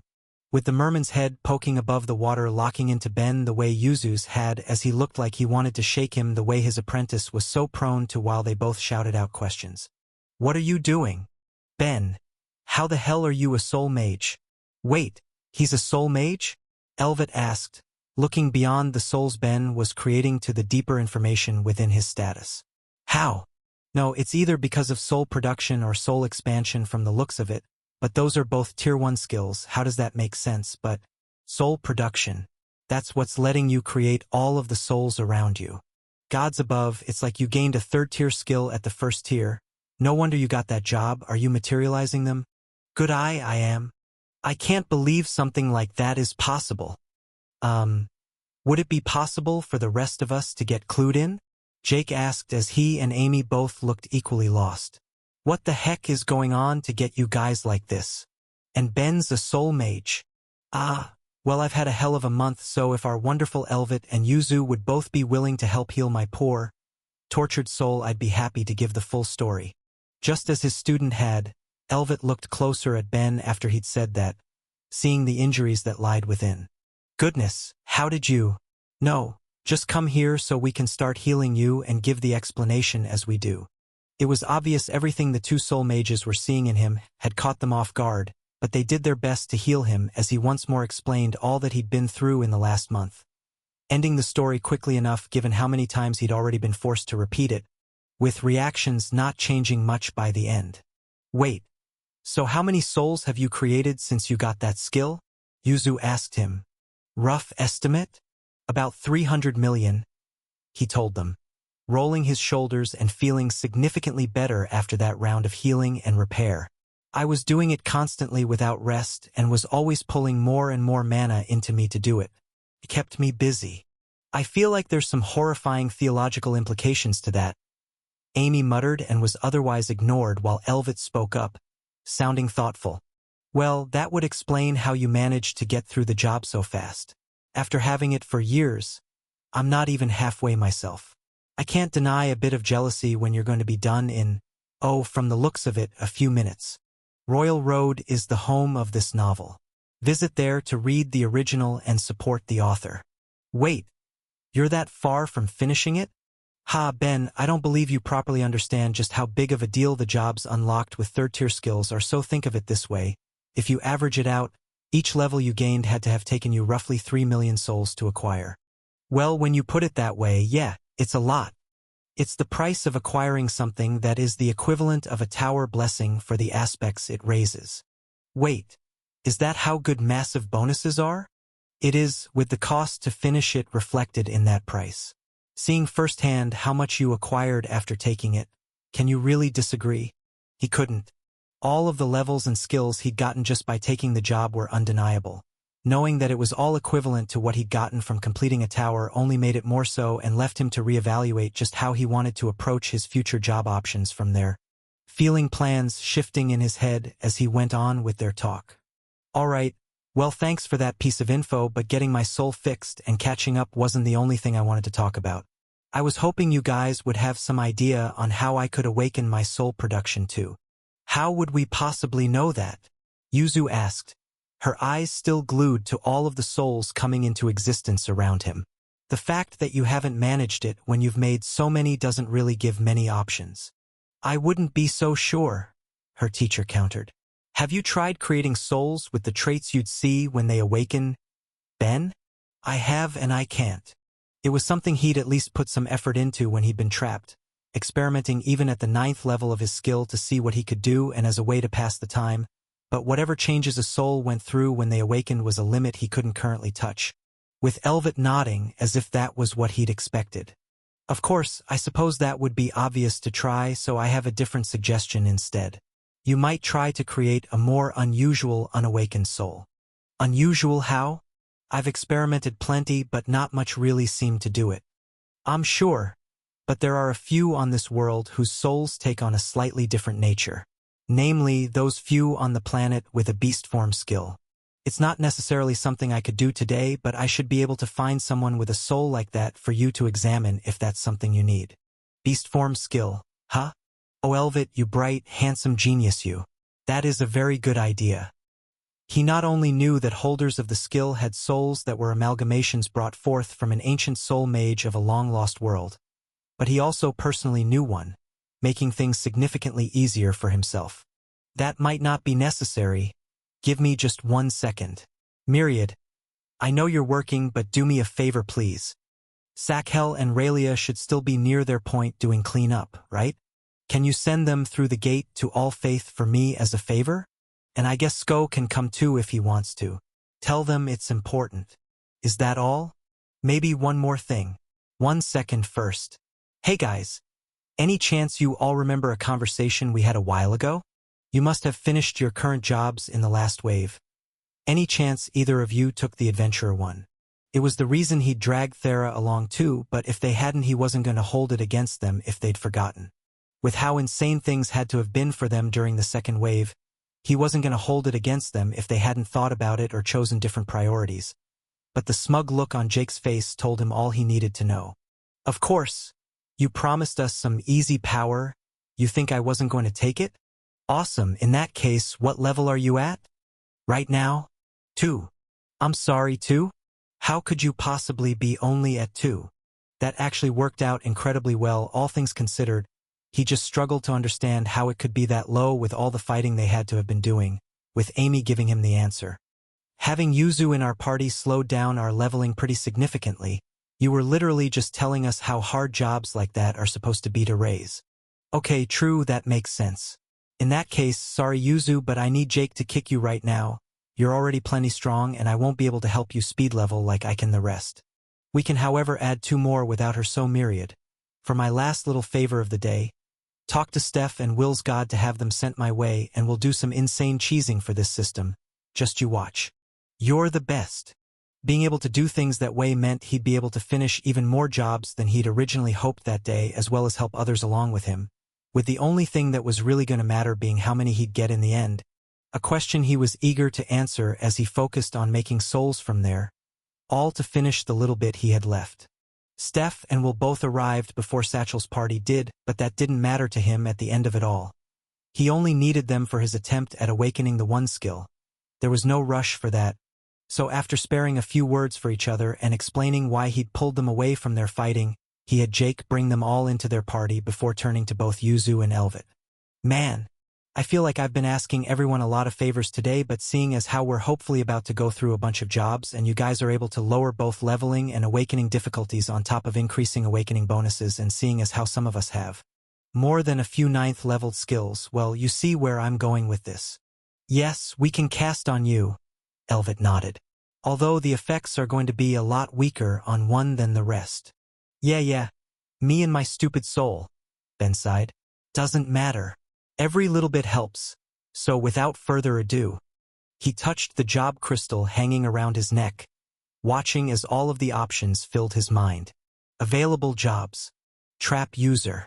Craftsman alchemy path. Craftsman artistic path. Craftsman blacksmith path. Craftsman cooking path. Craftsman stonecrafts path. Craftsman sewing path. A mathematician. A high tank. A soul-defiling gardener. Divine enchanter. A high marksman. A high destruction mage. World killer. Beginner puppeteer. Freak mind user. A unholy thinker. Connect master. Polymath. Holy adversary. Title master. Alien mind. A multiversal material mage. Outsider. Body user. Slayer. A judge. High actualizer. Assassin. Cycler. A beginner dancer. Entrée. Hive brain. A king of intelligence. Soul user. 7 new options, but only one in particular left Ben pursing his lips before focusing up on the heavens above, speaking with both his voice and all of his thoughts to get the attention he wanted. Nair, answer me, 'cause I want to have words with you. Angry words. Namely damn, and you. The god asked him, unaware of just what Ben was seeing. The stupid system you created is broken and terrible. I hate it. Aside from the fact that it gave me a stupid skill called flavor enhancement, which I've been doing my absolute best to be in denial of, it has now also given me a stupid job that I have no choice but to assume is related to it, which has managed to thoroughly squash any plausible deniability it might have had. Why in God's name do I have a job option called Atre? I have been told over and over again the system shouldn't do anything to harm me. Getting a skill that makes me tastier sounds pretty damn harmful. Yes, because the other option in both of those cases was starvation for them. Sounding equal parts guilty and as if he were trying to run away, Nair left his thoughts, leaving Ben to grumble and ignore the looks of the rest in the room who'd gotten to hear that one half of the conversation, as he instead quickly went over the rest of the new options he'd gained, trying his best to ignore that single one. On the one hand, 7 jobs was a lot to get at once, but on the other, all of the levels he'd gotten, both thanks to taking Soul Mage and getting modifier compatibility, meant there had been plenty of room for him to grow. If he had to guess, Assassin had come from finally leveling up stealth again after years, along with his broad knowledge of poisons thanks to his alchemy and his preference for ranged attacks, but that wasn't one he saw much value in, so he ignored it. Same with Cycler and Beginner Dancer, with the levels that had made both of those available to him feeling obvious, leaving only 3 more interesting ones. Hive Brain was obviously related to his newest awakened skill, but since he was still working out the finer aspects of that one, it wouldn't be something he was going to consider for a while, but as a job that technically required Connect to function, it had potential to be looked at further in the future, considering his desire to raise that skill beyond its limits. King of Intelligence was good to get as well, though not one he intended to take anytime soon either. In the same vein as Thera's Queen of Mana job, all King and Queen jobs required an attribute value above 10,000 and needed to grow by a few thousand points to finish. They had potential if one cared about growing it, but with how quickly he already raised his given the rest of the bonuses he had to it along with the shape of his mind, it wasn't a priority. That left him looking at his last new job, one he'd never heard of before but could infer some information from based on other jobs of a similar name. Mind user came from getting enough mind skills, body user came from getting enough body skills, soul user almost certainly came from getting enough soul skills, with his newest soul expansion having to be the one that had pushed him over to getting it as an option. Not only that, it was one that he couldn't help viewing as something that had potential for him, as he once more was forced to reevaluate how he wanted to do things that day. After he finished helping the rest of them acquire all of the jobs they could in the shortest possible time frame, he was still going to try and rush through a few more himself, so having a new option like that would be a boon for him. Really, his only disappointment was that it appeared he hadn't gotten any sort of advanced soul mage variant to enjoy after having finished it, even if it shouldn't have been the most surprising thing in the world. From what he understood in his reading, the few times people had finished third-tier jobs had already shown that they weren't guaranteed advanced variants for them the way one was for finishing a master job, even if it was still disappointing in the end. But oh well, I've got a lot of other options, so without anything else to distract me, I'm taking Freak Mind User. Unauthorized duplication. This narrative has been taken without consent. Report sightings. Okay, that finished just as quickly as I'd hoped, which is nice. I guess the job system really wasn't prepared for just how freaky my mind would grow to be. Still going to do my best to not be offended by the name, but anyway, on to the next one. He waited for the rest to take their new jobs before selecting his next one, expecting just as easy of a job and getting it as he spoke. Unholy thinker. God, sacrilege bonuses always feel so good. And I guess that means ill will counts as a sacrilegious skill? Gonna have to look a bit deeper into that. And just as importantly, Ben trailed off as he pulled out his card, searching for where his new skill fell on it and found it to be an active skill like he'd hoped. Meaning one very important thing. Guess who never has to face any of their trauma again? The fact that Myriad didn't respond to that told him that the god was well and truly too deep in his work to pay attention, but Ben didn't care. Lucid dreaming was the act of controlling one's dreams. If that was the case, then that meant in the event he was ever blocked from Myriad's realm again, then he could simply retreat into his mind rather than face whatever his subconscious was going to throw at him. An emotionally healthy solution to handling all of the things he'd been through since ending up on that world? Absolutely not, but it was a solution nonetheless that he'd be happy to use for all it was worth. Sharing none of that though, he instead focused on the rest with him as they all processed their own notifications. Okay, Amy's turn to take the adventurer job. I've got a couple more that I should be able to use too, so let's take advantage before I'm all out of mind options. Once more the rest of them made their choices and were invited into the new party, leaving Ben to make his next choice as another mind job was taken. Polymath. Yeah, that tracks.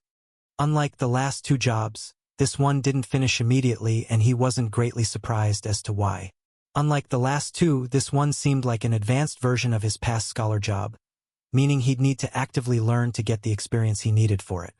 Okay guys, I'm just going to be maybe an hour or two, so sit tight and mingle while I finish this one real quick. He sat down as he spoke, making himself comfortable before forcing his mind up to his god's realm, with Myriad taking quick notice. Ben, I really can't entertain you right now. I have things to do. I'll be quiet. I'm just going to do more reading up here to finish another job. It's quicker than rushing off to another library. Fine. Just try not to be a distraction. With consent received, Ben used his actualization to raise up more of Nair's books detailing the system's design as he tore through pages, letting information fill his mind. Less than an hour, better than I could have hoped, he said positively before coming back down, noticing the two new ones who joined the room while his mind had been elsewhere. And Sakhel and Raelia, big welcome. Thanks for coming. Sko didn't feel like joining. When he heard you only wanted me, he elected to stay behind. Raelia told him, betrayal clear in the snakewoman's voice, as she'd been forced to wonder the entire time over just what his intentions could possibly be, with Ben already fulfilling them as he reached out with Connect to look through Elvit and Yuzu's eyes, examining the details of her soul. It really was different from any other he'd seen in a way that didn't make it immediately obvious it was the outcome of two souls being merged together, and it gave him an avenue for his later test to claim what growth he could enjoy. So since they were there, he intended to reward them for helping. Hey, have either of you taken the adventurer job yet? It was Sakhel who answered, shaking her head. No, why? Excellent, because I'm a guy who pays off his favors. Folks, we're gonna switch things around a bit for the last one because I have 3 more jobs I'm confident I can finish today and 3 more chances after, so for now, I just need one of you to switch out to let Sakhel fill a space. Wait, no, first you guys are cool with that, right? We'd be attempting the same sort of job speedrun I did with you both in the past, but I know you have Sko in your party too, so would it be bad to take up your adventurer jobs without him here? We'd never planned on taking that one anyway, and without him here it's his own loss. Raelia shrugged, suddenly far happier that she hadn't tried to fight off being dragged along considering what was being offered. We'll take any growth we can get. Awesome. In that case, let's get started. It was Will who decided to change out that time, as everyone who needed to take a new job did before the party was formed, leaving Ben to pick his among the various options as a single remaining mind job took its place as the one with the best potential. Alien Mind.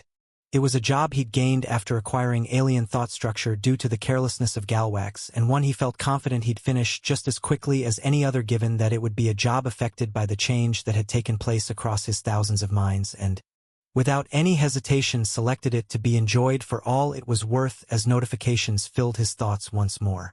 An awakening like he'd hoped, but he could already tell it wasn't a normal one. With the change, his body collapsed to the ground, shuddering as it tried to make sense of how to move while he struggled to get it under control. His mind screaming out for senses he didn't have, and the ones he did felt like they were overloading from stimuli and information being processed in new, strange ways. It took him far too long to realize that the speed of all of his thoughts had increased, reaching their maximum and making the world seem like it was frozen in comparison before he was able to bring them down to something more normal, letting him see the others rush to his side with Thera and Yuzu both trying to examine and heal him. Ben, what's wrong, what's happening?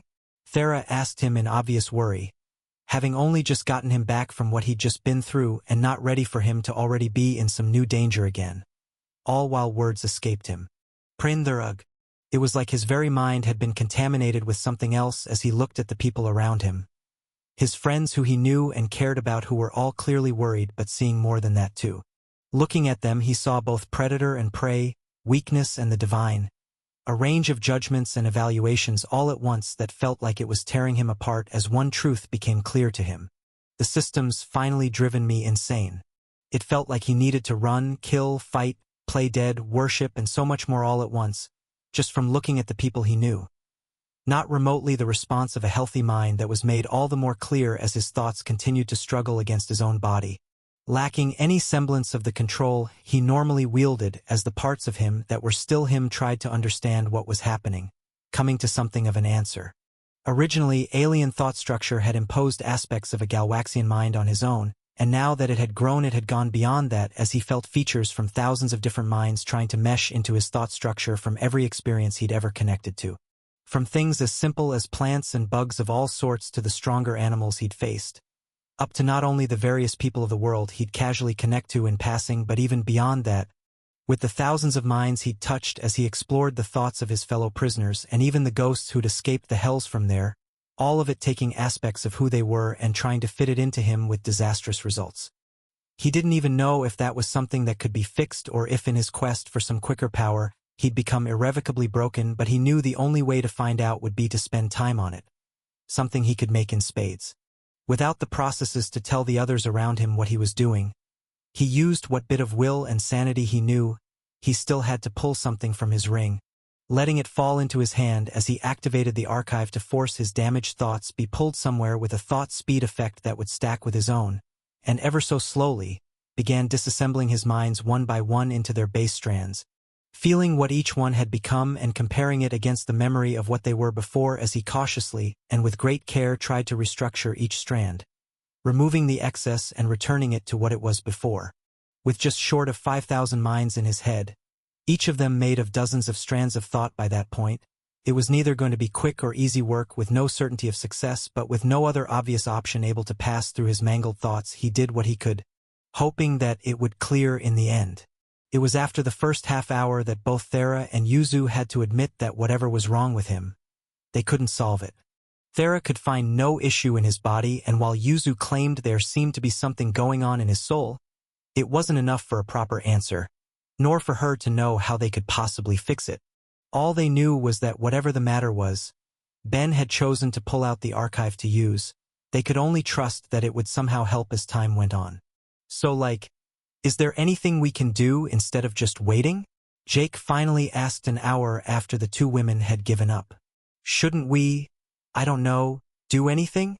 It's hard to get a solution when you don't know the problem, Elvit said from the side. If it seems like he's doing something about it, then trust him. It hasn't been that long. No, it's been impossibly long, Thera muttered as she stared at him.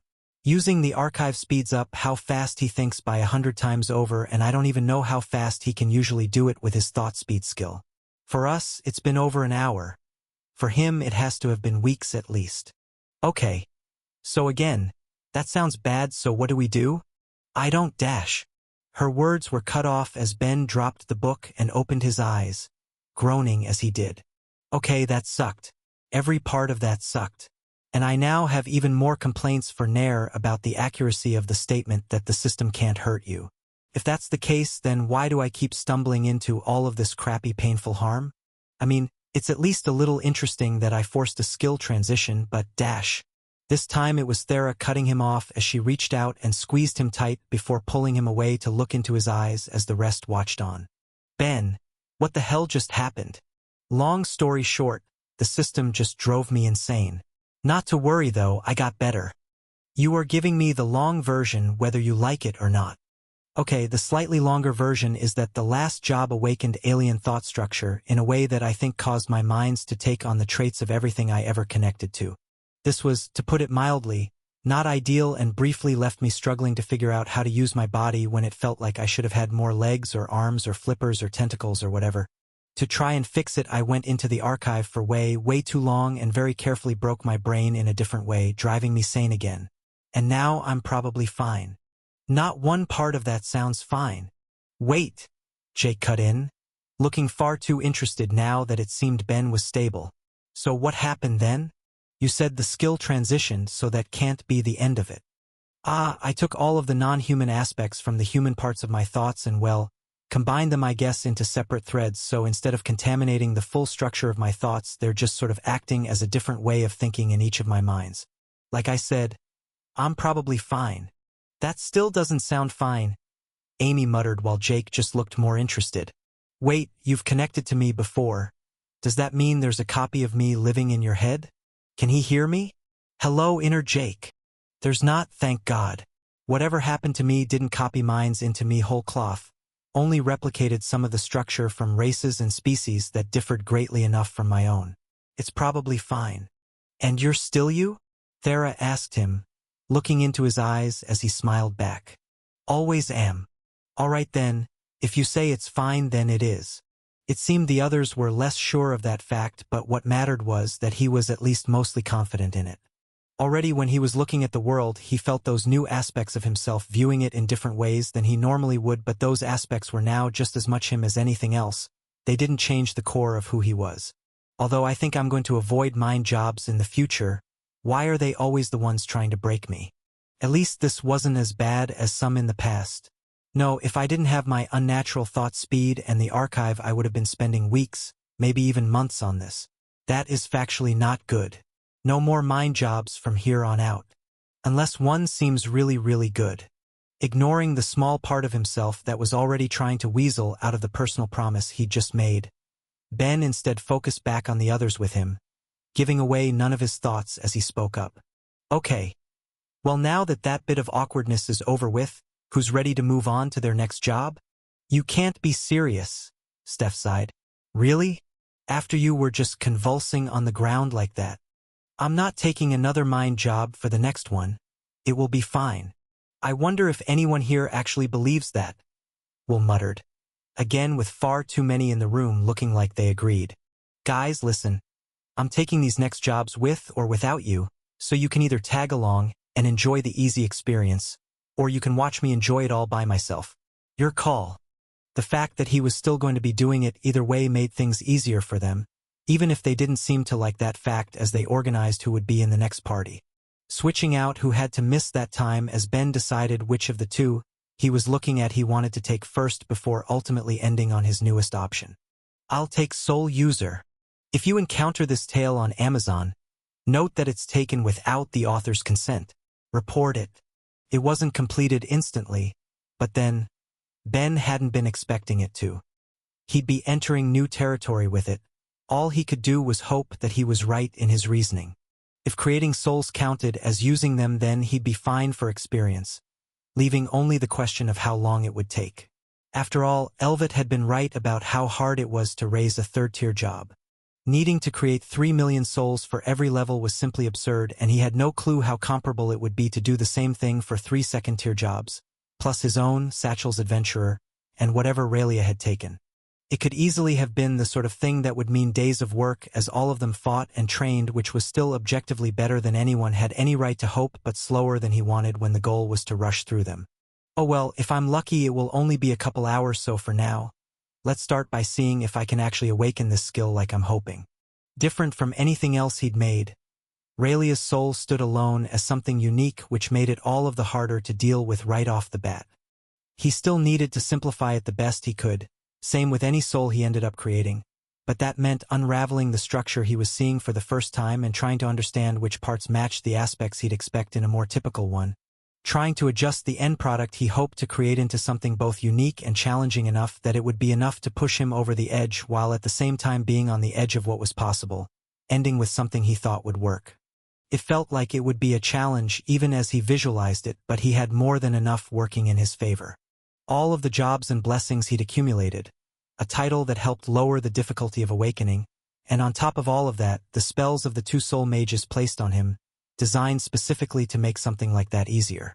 If there was ever going to be a time he'd get an awakening when he wanted it, it was going to be then, and without any more stalling he poured out his mana to give shape to his intention, feeling it work as he'd hoped. By that point, there was no flash of mana to mark his awakening.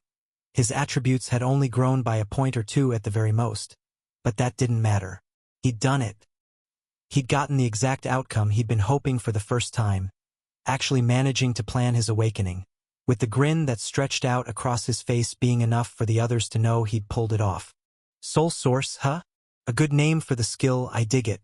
I am officially a source of souls within this universe. Now just gotta see how well I've improved.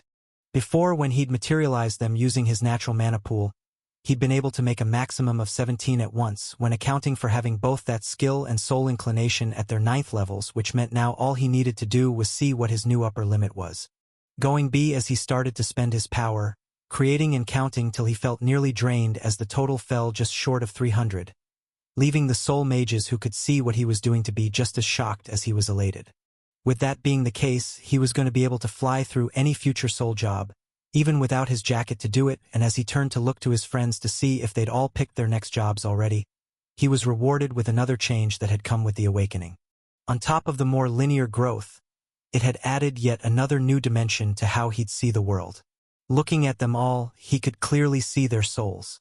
Its unawakened form had already let him see the disembodied ones he'd created along with those stored in crystals, but the growth he now had went beyond it. It wasn't to the same extent as the soul mages.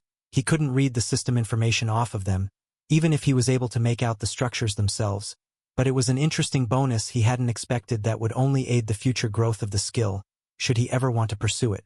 Until that point, he'd been relying on the few times he'd been able to see out of Yuzu or Elvet's eyes, along with the couple he'd viewed through Fox. Now, though, he'd be able to see it all across the world, unimpeded, which would only help swell his knowledge all of the more.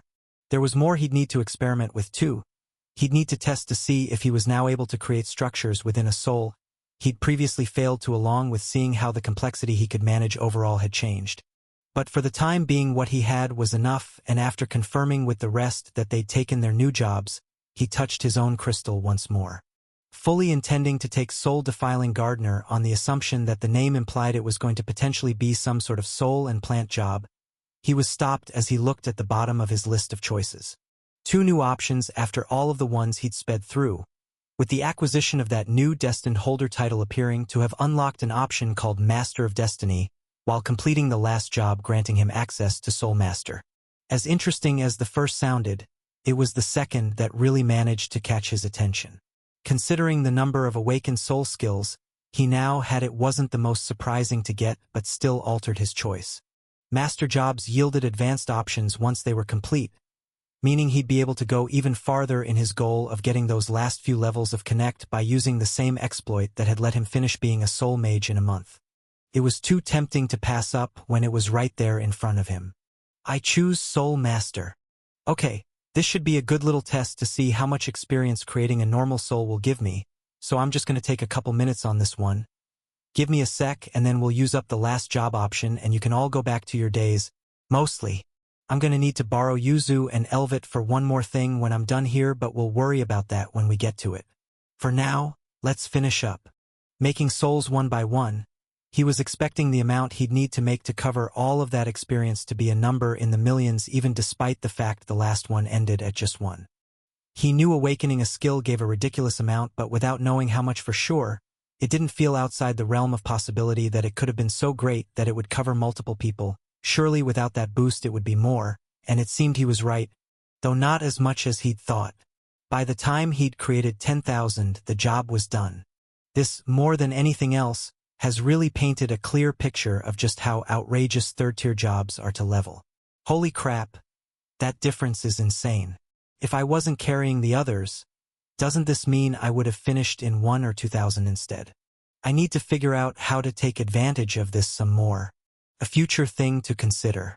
For the time being, after Raylia had covered forming the party for the last one, that meant Sakhel would be using up her Master Adventurer job to create the final party, bringing in those she could as they agreed who'd sit out the last round while Ben checked his jobs, finding advanced options like he'd expected. But only one it looks like I can take. He sighed to himself, disappointed despite everything he'd already finished that day and how it was going to reflect on his future growth. Soul Creator is definitely the sort of job that isn't going to be as insanely generous with the experience, all things considered, which means I'm going to have to go with the sacrilege-aligned one. Not that I'm complaining. Love me some sacrilege bonuses, so let this be the job that finally gets me to the third tier of that stupid skill so I can cross one thing off of my impossible to-do list. I'm taking Evil Soul User. Once more he could feel the eyes of the soul mages falling on him thanks to the name of his job of choice, but he didn't care. Sacrilege bonuses were excellent, and no matter how else he might have felt about the system at times, as far as he was concerned, one of its greatest features was how generous it could be with ensuring that almost every master-type job gave him something that incorporated it. A small part of him couldn't help but wonder if that was somehow the system getting its bit of revenge against the gods of the world for what they had done to make it, but in the end it didn't matter. He'd be happy to take it either way. It only took a few thousand souls for him to hear the expected notification, telling him his mass awakening could come to an end, claiming more than he'd hoped for his friends to ensure they could each get significantly stronger so long as they put in the work in the coming months, a fact he knew they weren't going to have any real choice in with how much they'd all be fighting. Alright guys, that's done, so you're free. Next time you look at your cards, just make sure to remember what a sweet, wonderful, useful, fantastic guy I am, and if everyone lives then you can make this up to me one day. Now, Yuzu and Elvit, give me 1 second. I should be able to breeze through one last job for myself, but then dash. Hey Ben. We'll cut in. If there's one more job you think you'll be able to finish that easily, what are the odds you'd be willing to wait to let me and Steph sign up at the guild? Yeah, sure, why not? Just make it fast. Once the two returned and a new party was made, that meant he'd finally, genuinely be able to finish up their mass awakening as he touched his job crystal, taking the last job he was sure he'd be able to speed through for them all. One he'd been curious about ever since he'd first gained it but never had any reason to take until then, with any normal ways of gaining experience sure to be far too long to make it worthwhile compared to what he was now able to pull off. Give me Soul Defiling Gardener. So there's a lot to comment on there. That's my first time hearing about defilement as a class of skill. Haven't read about it in any book either. Probably going to keep that to myself. Major bonuses too. Glad I didn't end up taking it earlier.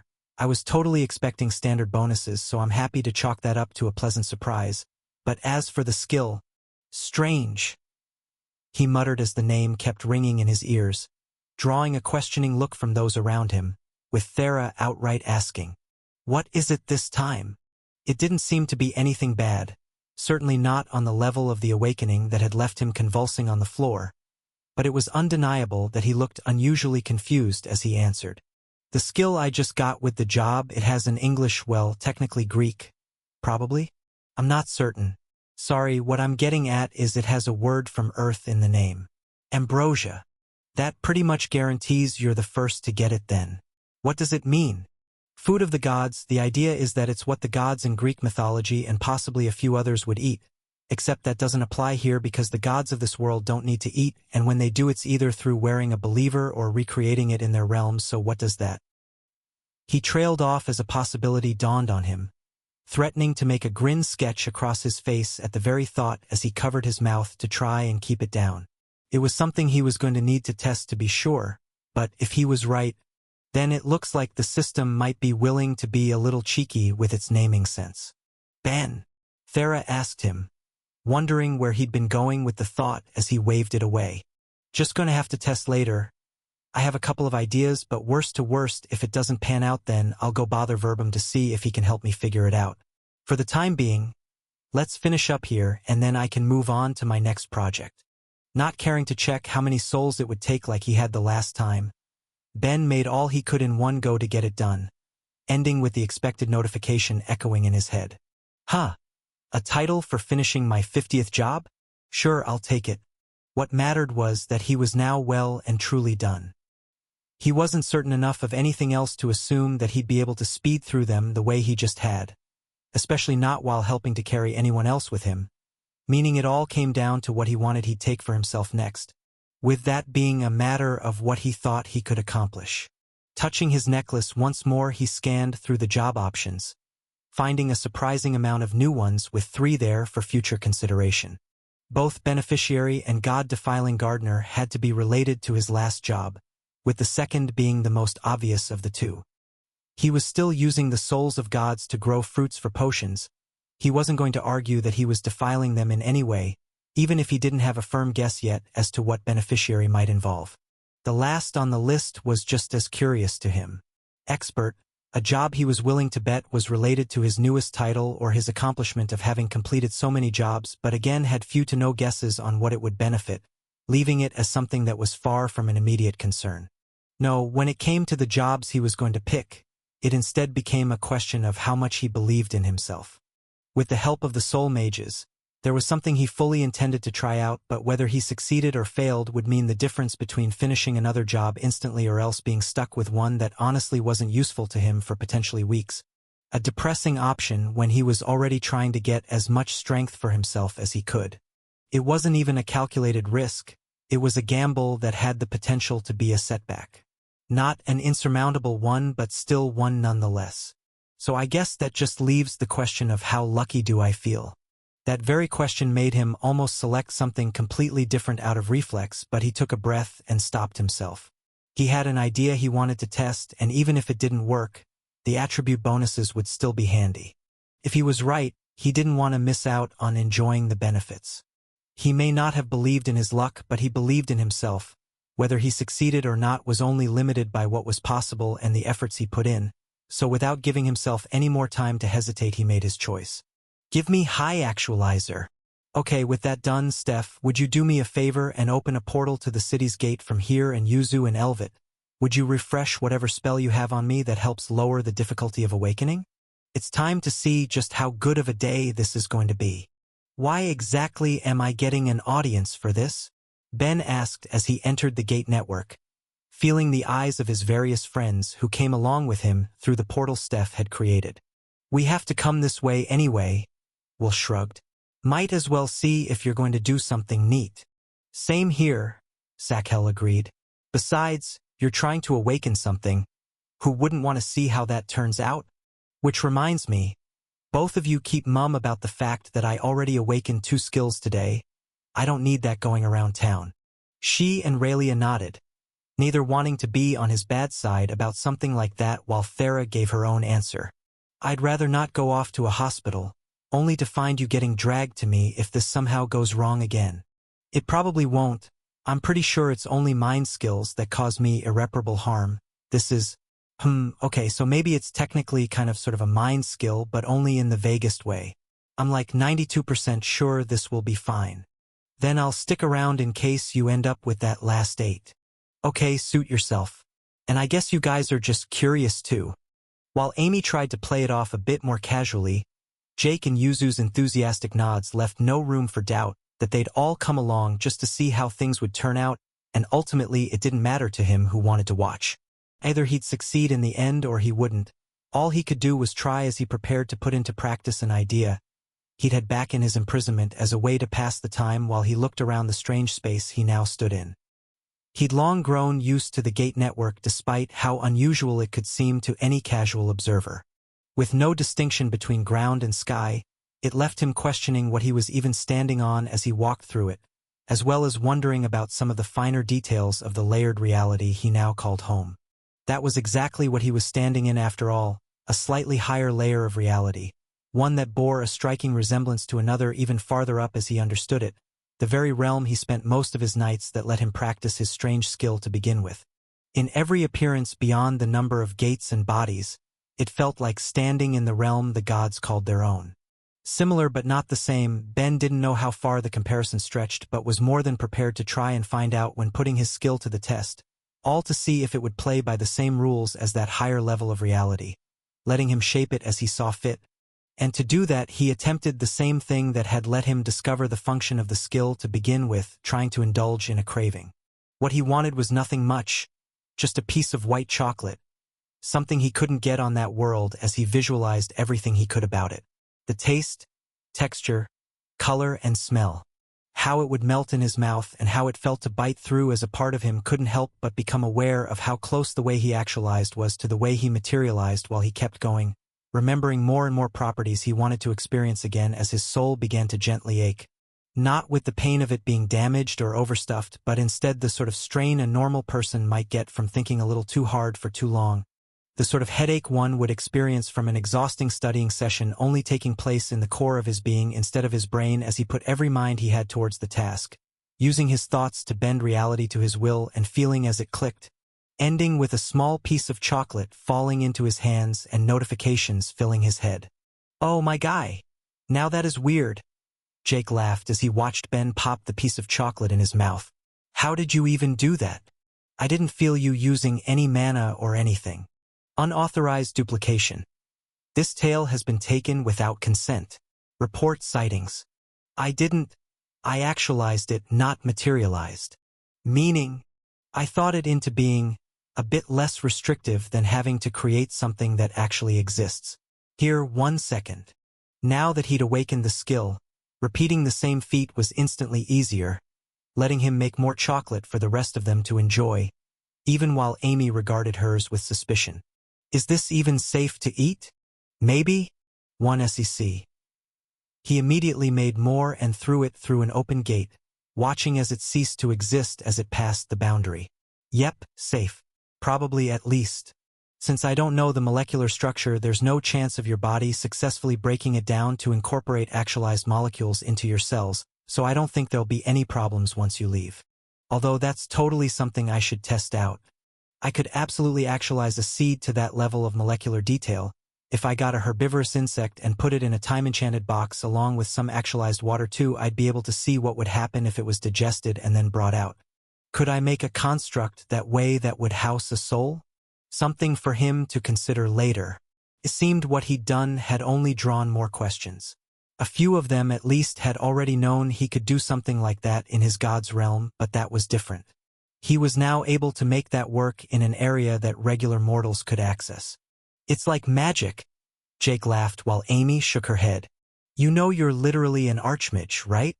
"No, I mean like real magic or, Earth's idea of magic, something unexplainable and full of mystique. Not the stuff we've got here that I keep being forced to read about. Or maybe psychic powers." He said he thought it into being, that kind of fits the bill, right? Ben wanted to laugh at their back and forth, but when he thought about it, he couldn't really disagree. He was forcing his mind onto reality. It hadn't felt strange to him when he was doing it up with the gods, but now that he was doing it with regular people, it made him question more of the subtler functions of the universe he didn't currently know about, along with how much more there could be to learn. Even in all of his talks with the Grey, they hadn't told him anything about what they suspected the physics of that universe operated on to suggest that such a thing was possible. But since I didn't level up Rule Bender, either I have to assume that I'm not going against the rules of the universe at all by doing this, which really does just imply that all I've done is stumble onto something pretty unusual is all. and something I'm absolutely going to have to experiment with when I'm done. But for now, one more thing to finish up. His gamble had paid off and he'd finished the job just like he'd hoped, meaning all that was left was to pick what he'd be taking next of the rest of his jobs, which was sure to be measured in the span of weeks instead of the hours he'd just passed through. A disappointing prospect after all of the rapid growth he'd just gained, but one he couldn't avoid as he touched his crystal again for the last time that day, looking through all of the options to make his choice. His awakening had just gained him Master Actualizer as an option, and as tempting as it was for the sole fact that it was almost sure to have a sacrilege-aligned job attached to it like so many of his other advanced paths, he held off. Unless he found another way to speed through the job, then he wasn't interested no matter how useful those bonuses could have been, leaving him to think among the rest. Originally, the choice had been clear. Awakening Deep Connection was his goal. He should obviously have been taking Master Connector, but after finishing all of those jobs and an earlier talk with Elvit, he couldn't help but feel his choice shift.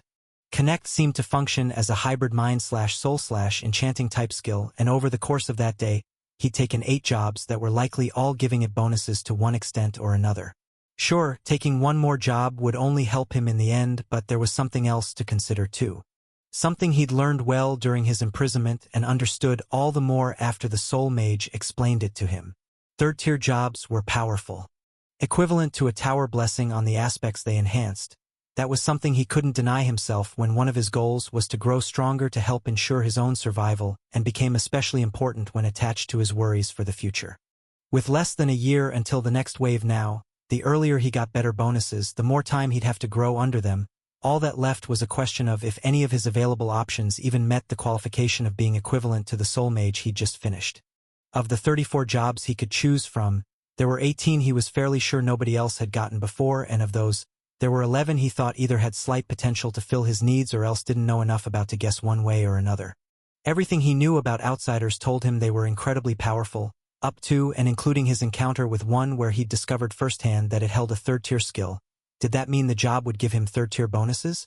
What about Multiversal Material Mage? The name alone suggested that one had the ability to access information about the greater multiverse and the unique forms of matter to be found within. Why wouldn't that be a contender for a powerful job as well? Then there was the enigmatic judge. He still didn't understand why he'd gained access to along with one he'd only just acquired in the form of God-defiling gardener. With the word God in its very name, it suggested that it would grant power appropriate for the role. There was no reason to discount it without being sure. Really, he could create arguments for most of his unusual jobs about how they could go either way, but across his whole list, there was only one he was sure of. One singular job he believed in his heart would be at the level he was hoping for, and that if he was wrong then there was no chance of any of them he could choose having the sort of bonuses he so desperately wanted. Across the whole of the list, there was only the one option he believed would give him the sort of bonuses he was looking for to get the most growth he could with the time he had, and without a second longer he thought it out, not daring to speak it with so many others around passing through the gates to hear and question just what he could be talking about. I choose World Killer. Name: Ben Hef. Race: human.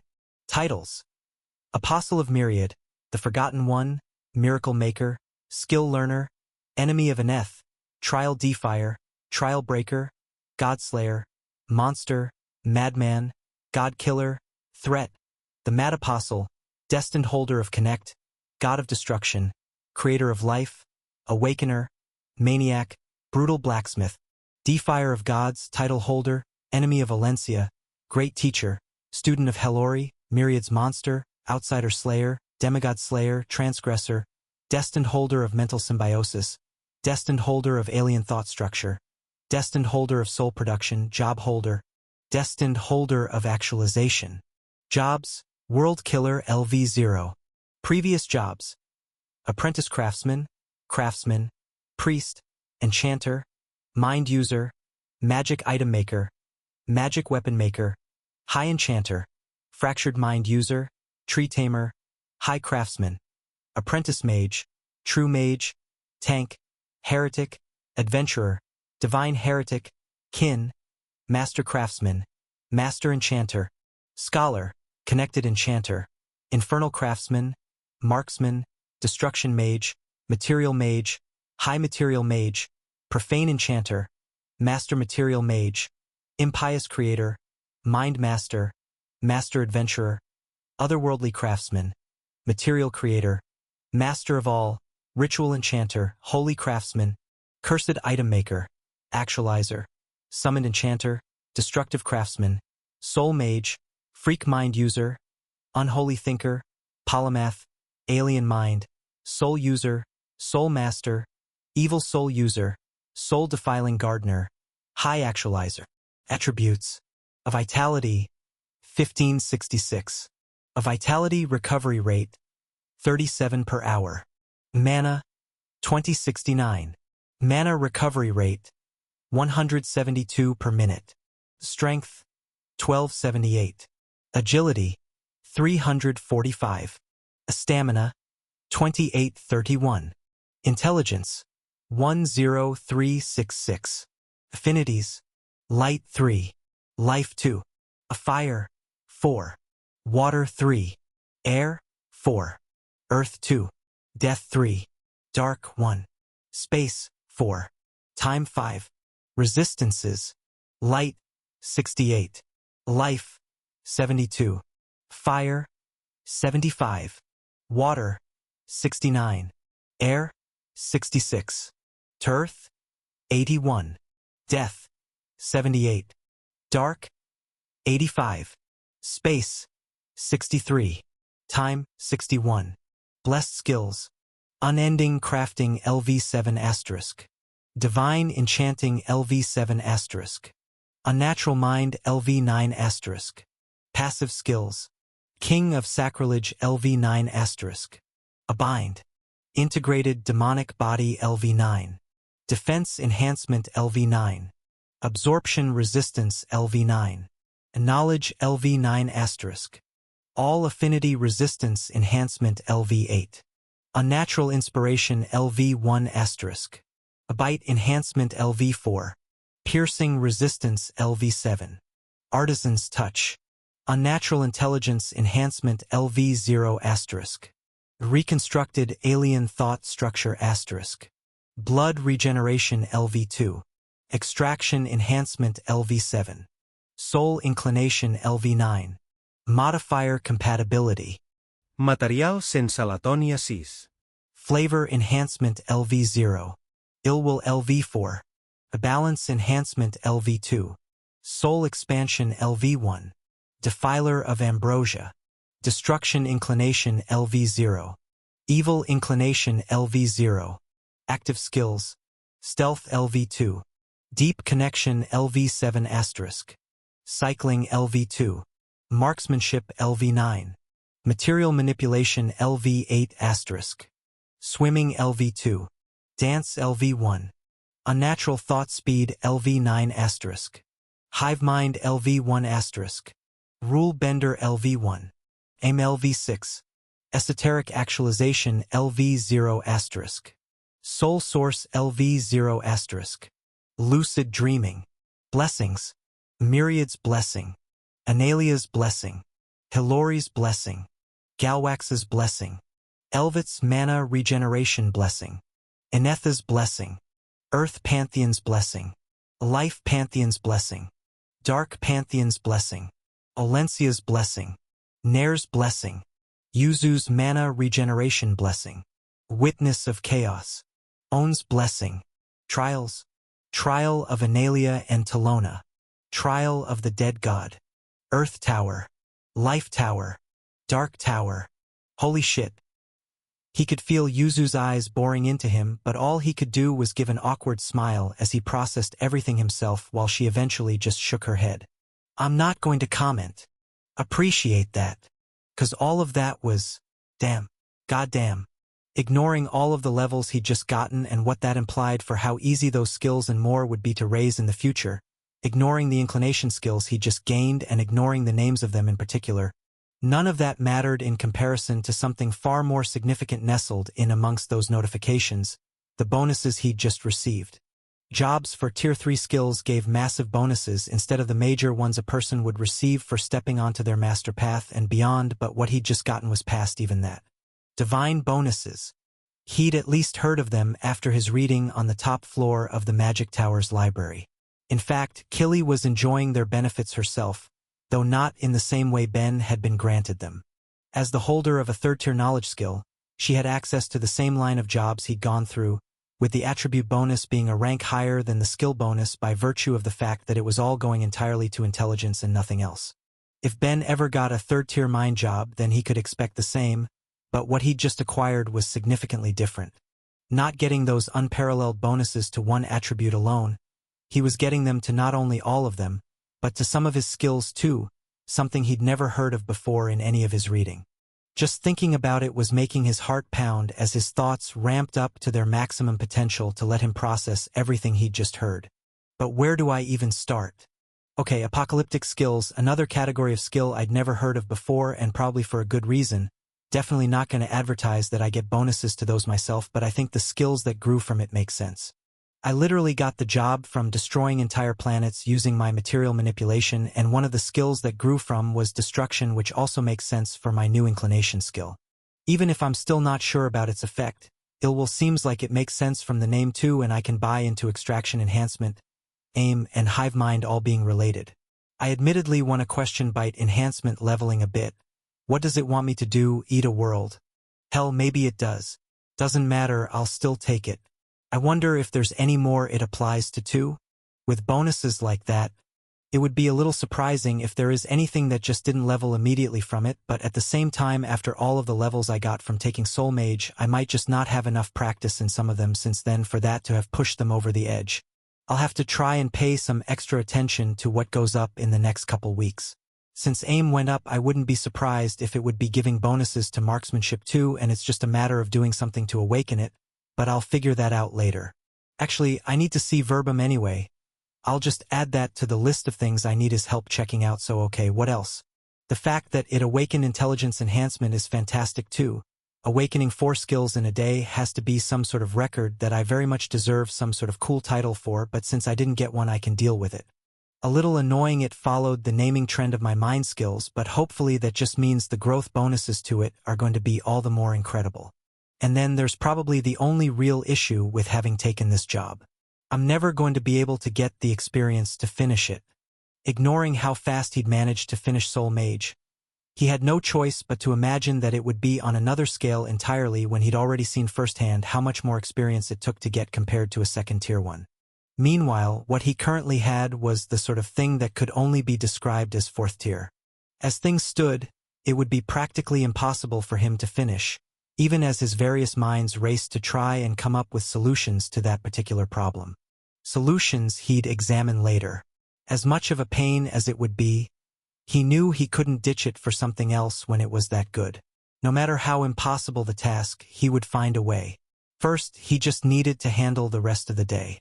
Slowing down a few of his minds to make it easier to interact with the world around him, Ben focused back on his friends, feeling their eyes on him as he tried to act normal. So, Jake began. Don't leave us waiting. What did you take? Sorry, this one is going to be a secret until it's done. Yuzu, you mind keeping it to yourself for now? The tail has been stolen. If detected on Amazon, report the violation. MMH. I'll respect your privacy, but the fact that you had that as an option makes me so incredibly worried about whatever else is sitting on your job list.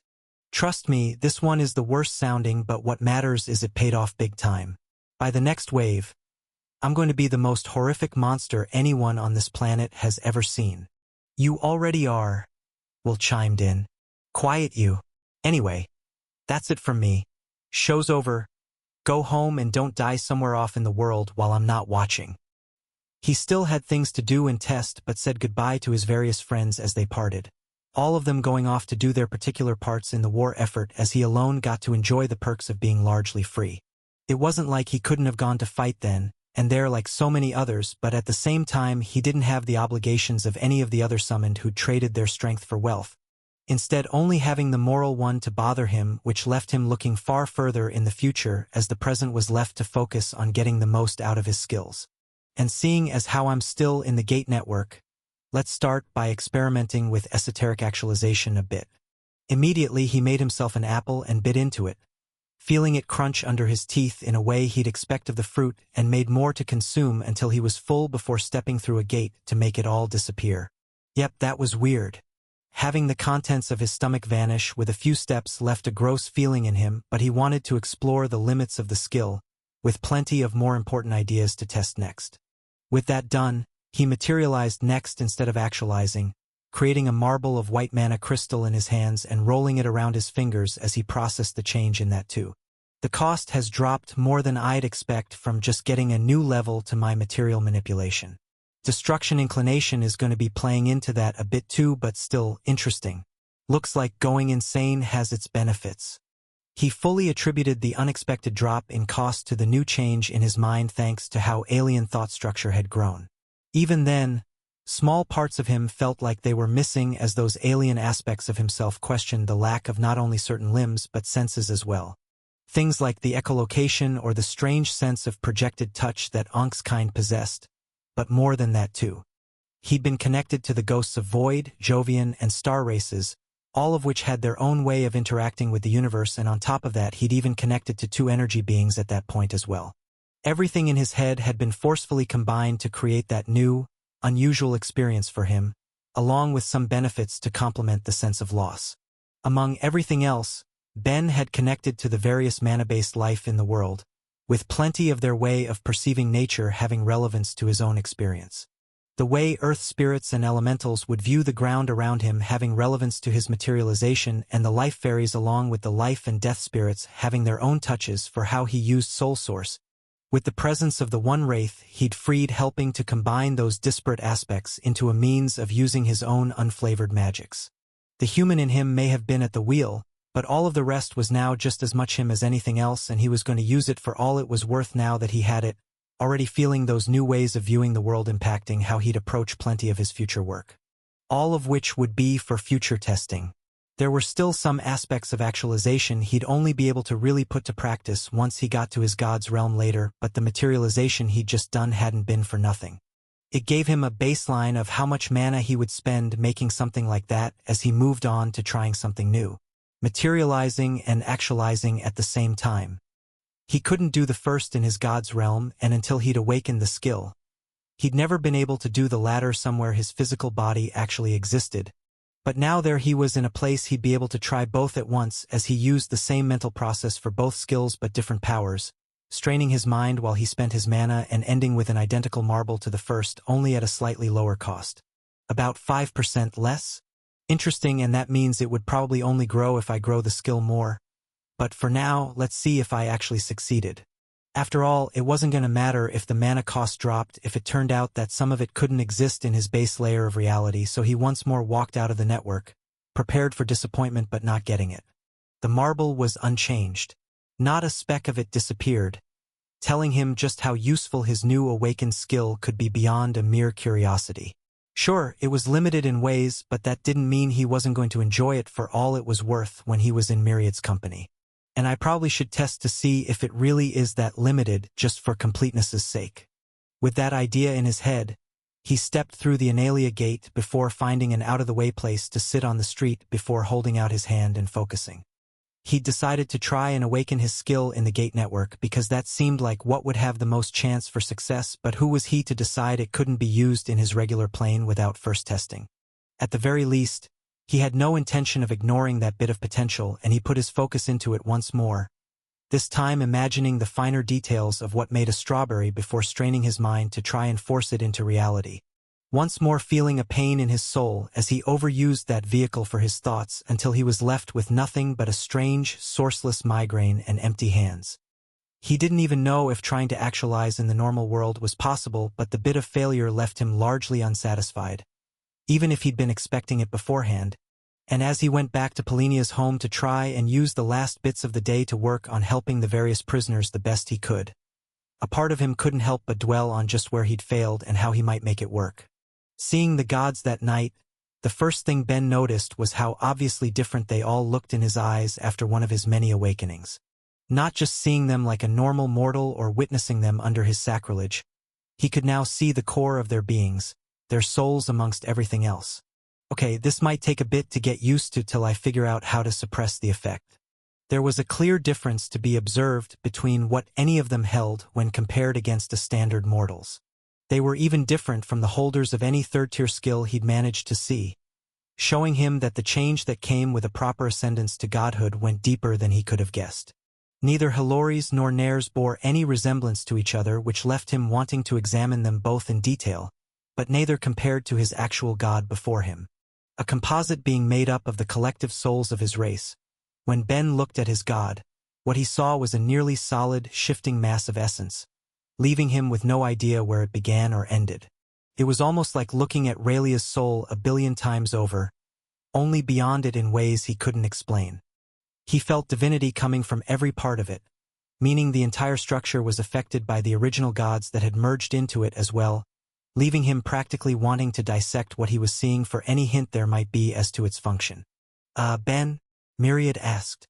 "I'm a little uncomfortable with how you're staring at me right now." "Oh, don't mind it. I was just wondering how you work." "I like hearing that even less. It's fine. Anyway, friends, update time. I completed 10 jobs, awakened 4 skills while gaining and leveling a bunch more, was very briefly driven insane by the system, am now a quadruple contender instead of just some lame boring triple one, and also have a question for you all." "Wait, what was that about being driven insane by the system?" "Not important, I got better. Anyway, on the topic of skills and such, has anyone ever managed to get past the 3rd tier? I think your goals are becoming a little too grand," Hallori told him with a thin smile. "But no, the very idea is nonsense, and as much as you don't pay attention to these sorts of things, if someone had managed to get that level of power, then you'd know about it. A being like that would stand above every other god on the planet. Hell, they wouldn't even be a god at that point. Of the various mortals who have managed to achieve a 3rd-tier skill, only 2 have managed to pull off getting a single level to it beyond that, and one of them was a soul mage." "Why?" Nair asked him. "I'm sorry, Ben, but if that's the strategy you've come to for somehow dealing with the demon god, then it would be best to give up now. I won't go so far as to say it's impossible despite how I feel on the idea, but even if there is a sliver of potential to reach that point, it's not the sort of thing you'd manage before the next year. Honestly, if anyone had a chance of doing it, then I'd bet on your lover. The ability to grow tied with a lifespan that could hypothetically stretch out thousands of years is a potent combination. If she lives long enough, then she'd be my only bet on who could have any hope to manage such a thing, even if I'd still put the odds against her." "Okay, and that's interesting, but I wasn't asking because I'm going to try to get there. If I'm going to be spending the next year doing my best to just awaken 2 skills, then there's no way I'm somehow going even further beyond that." "Okay. Then why?" "Just curious," he evaded. "But anyway, now that I have you guys and all, there's something I want to talk about. Like how the system apparently drove you insane?" His god tried once more, being bushed off again. "Myriad, that was so 5 hours ago. I need you to focus here. What are the odds I could get a meeting with the gods? Or at least the core players who show up when they want to have a nice, civilized discussion with me?" "Why?" "Because I finally know how I want to be rewarded for saving this whole stupid world a few months ago, and want to get the discussion over with sooner than later. This book was originally published on Royal Road. Check it out there for the real experience." It looked like he'd forced a headache on all of them with those words, but they at least remained composed while Myriad turned to the other 2. "I'm sorry, but could I ask you to go try and see who's available while I try and pull just how unreasonable this is going to be from my apostle?" "Hey, I'm never anything less than reasonable." "Well, maybe not this time, but what matters is they're going to believe I'm being super generous first." None of them wasted their breath responding to him as they instead left the realm to the 2, with Myriad staring into him. "Well, I promise you're going to be shocked about how reasonable the reward I want sounds when I ask for it. Something about how you phrased that bothers me, but I'm not sure what. It's probably just paranoia from built-up stress. I'd ignore any gut feelings you currently have about me or my motives. MMH, the fact that you keep playing coy only makes it worse, but fine. Now tell me how the system drove you insane and anything else I need to know about your giant job run already." Fine, it's nothing crazy. Alien thought structure awakened, which gave me some issues, but I managed to forcefully transition it into a better version of the skill. which showed me that if an awakened skill transitioned it stays counted as an awakened skill at least, which is interesting enough.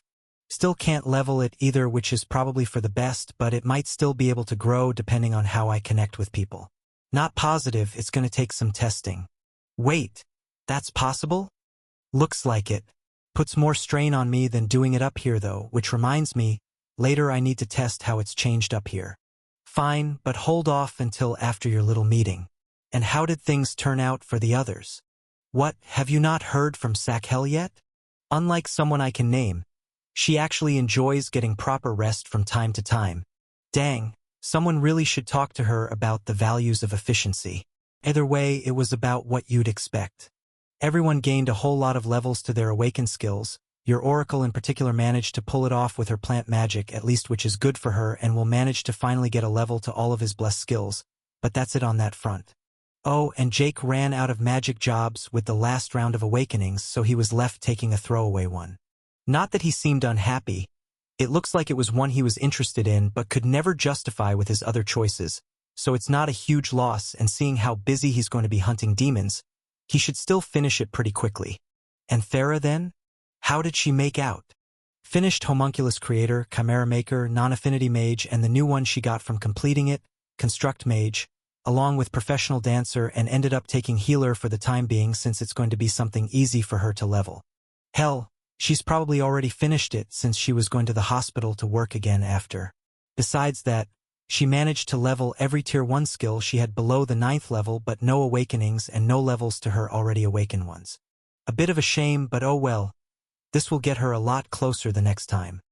He understood why she'd made some of the choices she did, at least, taking jobs she was less skilled in to get them out of the way faster. Admittedly, he'd wanted to raise a bit of an eyebrow at the time when she'd taken Professional Dancer instead of the Master Spirit Mage job she still had available, but understood the reasoning that had been going through her head when she had. Based on all of the other spirit-related jobs she'd taken, that one was sure to be far easier for her, and with all of her other jobs giving only the expected mage bonuses, she'd wanted to at least get something to help with attributes she wasn't as skilled in. Really, he wished she'd taken more too, but she'd been more than willing to sit out a few times when the parties needed to be remade to give others access, and he couldn't exactly deny why she'd done it either. She was already tremendously powerful. Rather than get a few more bonuses to her already outrageous mana, it made more sense to let others who had less than her grow a bit where they could. MMH, and seeing as how your goal is to get more power, I can only assume that whatever reward you're going to push for is related, Myriad muttered. Though I don't even want to imagine what it's going to be, and no matter what you do, a lot of people up here are going to try and push back against it. Oh, empty skies. I don't want to think about how you're going to push the issue. Myriad, just what do you think of me? Everything is going to be fine. Tell you what, I'm going to give you a quick spoiler just 'cause I like you. But first, what are the odds I had any eyes on me to see my mass awakening? MMH, possible but slim. There's more than a few who don't trust your explanation for how you got back, but at the same time, the last wave literally just ended. We're all busy up here still. Why? Oh, I was just going to show them what a reasonable guy I can be with my requests. Instead of asking all of you to help me push my skills to the 3rd tier or shower me with blessings, which I totally deserve by the way, I'm instead going to show a bit of compassion to the divine up here by only asking them to help me finish my current job. When Nair and Hellori returned, they brought along 6 others, all gods Ben recognized as those who'd been selected in the past to help deal with him, all of them looking equally tired and annoyed to be called there as one spoke up. Is this really the time for you to be concerned about getting a payout? We've been over this. I do work, I get paid, that's how I operate. You're asking us to waste our strength on Dash. Someone who managed to already save the world once, yes, I'm aware. You should all feel honored as gods to be able to show your fairness and grace by granting me a small boon. Really, I'm doing you all a favor here. This way you all get to look nice and just, it really conveys the image that the gods reward those who deserve it. All of them were wondering just how small of a boon Ben was going to ask for, with Fixed being the one to cut to the heart of that question. And then how exactly do you want to be rewarded for your help dealing with the outsider, Apostle Ben? Straight to the point, that's what I like about you. Now, obviously I'm deserving of blessings from every god on this planet and for you guys to push me into the 3rd tier. The world wouldn't even be around if not for me, and it sounds like plenty of you would have died if I didn't manage to seal it after killing it, so you all personally own me too. Out of the question, a different god cut in. I don't intend to deny what you're saying. I'd even support it if we managed to fend off the demons in the end. But as things are right now, it can't be justified. Ben hadn't actually expected to hear it would be supported at all in any circumstance, leaving him to give the one that spoke a positive evaluation in his eyes before he went on. And I understand that, which is why I'm asking this instead. The gods of this world will instead all grant me the experience to finish my current job. Do that for me and I'll call us square. Would that really be enough? Fixed asked, with the others around seeming to share the same sentiment. They all had trouble believing he'd be satisfied with the completion of a job, so he did his best to clarify without overshowing his hand. The one I'm currently on is honestly pretty difficult for me, he admitted. It gives good bonuses, but I don't exactly feel the most compatible with it, you know? Still, I want to get it out of the way so I can move on to something I'm more suited to. This seemed like the perfect way to make that happen. When he put it that way, it made enough sense to them. They all had heard that he'd taken the soul mage job after gaining the ability to materialize souls, but aside from that one aspect, it didn't seem like one he was particularly suited to. While his new skill was sure to be one that would grant incredible experience to it, who was to say how long it would still take, even under constant use? Even optimistically, they'd assume a few years, making his desire to move onto something that suited him more as a craftsman make sense as they quietly spoke among themselves. We'll agree to this, Fix said with a nod. Wait just a bit and we'll gather the others. The cost is going to be great enough that we're still going to want to divide it up amongst ourselves. No worries, that works out perfectly for me too. Wouldn't want any one person to overexert themselves. Look forward to seeing you all soon. He waved them off as the gods vanished from the realm, leaving only the last three to stare at him with Hellori speaking up. You already finished Soul Mage. Did I say I didn't? He asked innocently, with the goddess giving him a shake of her head at the response. Then what could you have possibly taken for your newest one that you'd want to spend your reward on like this? Don't tell me you had another third-tier job. Something like that. For now, I wouldn't worry about it. I have a different favor to ask. What exactly is that? Can someone grab me Analia? Ben, why exactly am I here? Thera asked him after having been pulled from her brief sleep to be assaulted by the divinity swarming her. You'll see in a bit. Just trust me here. I hate hearing that. It will be great.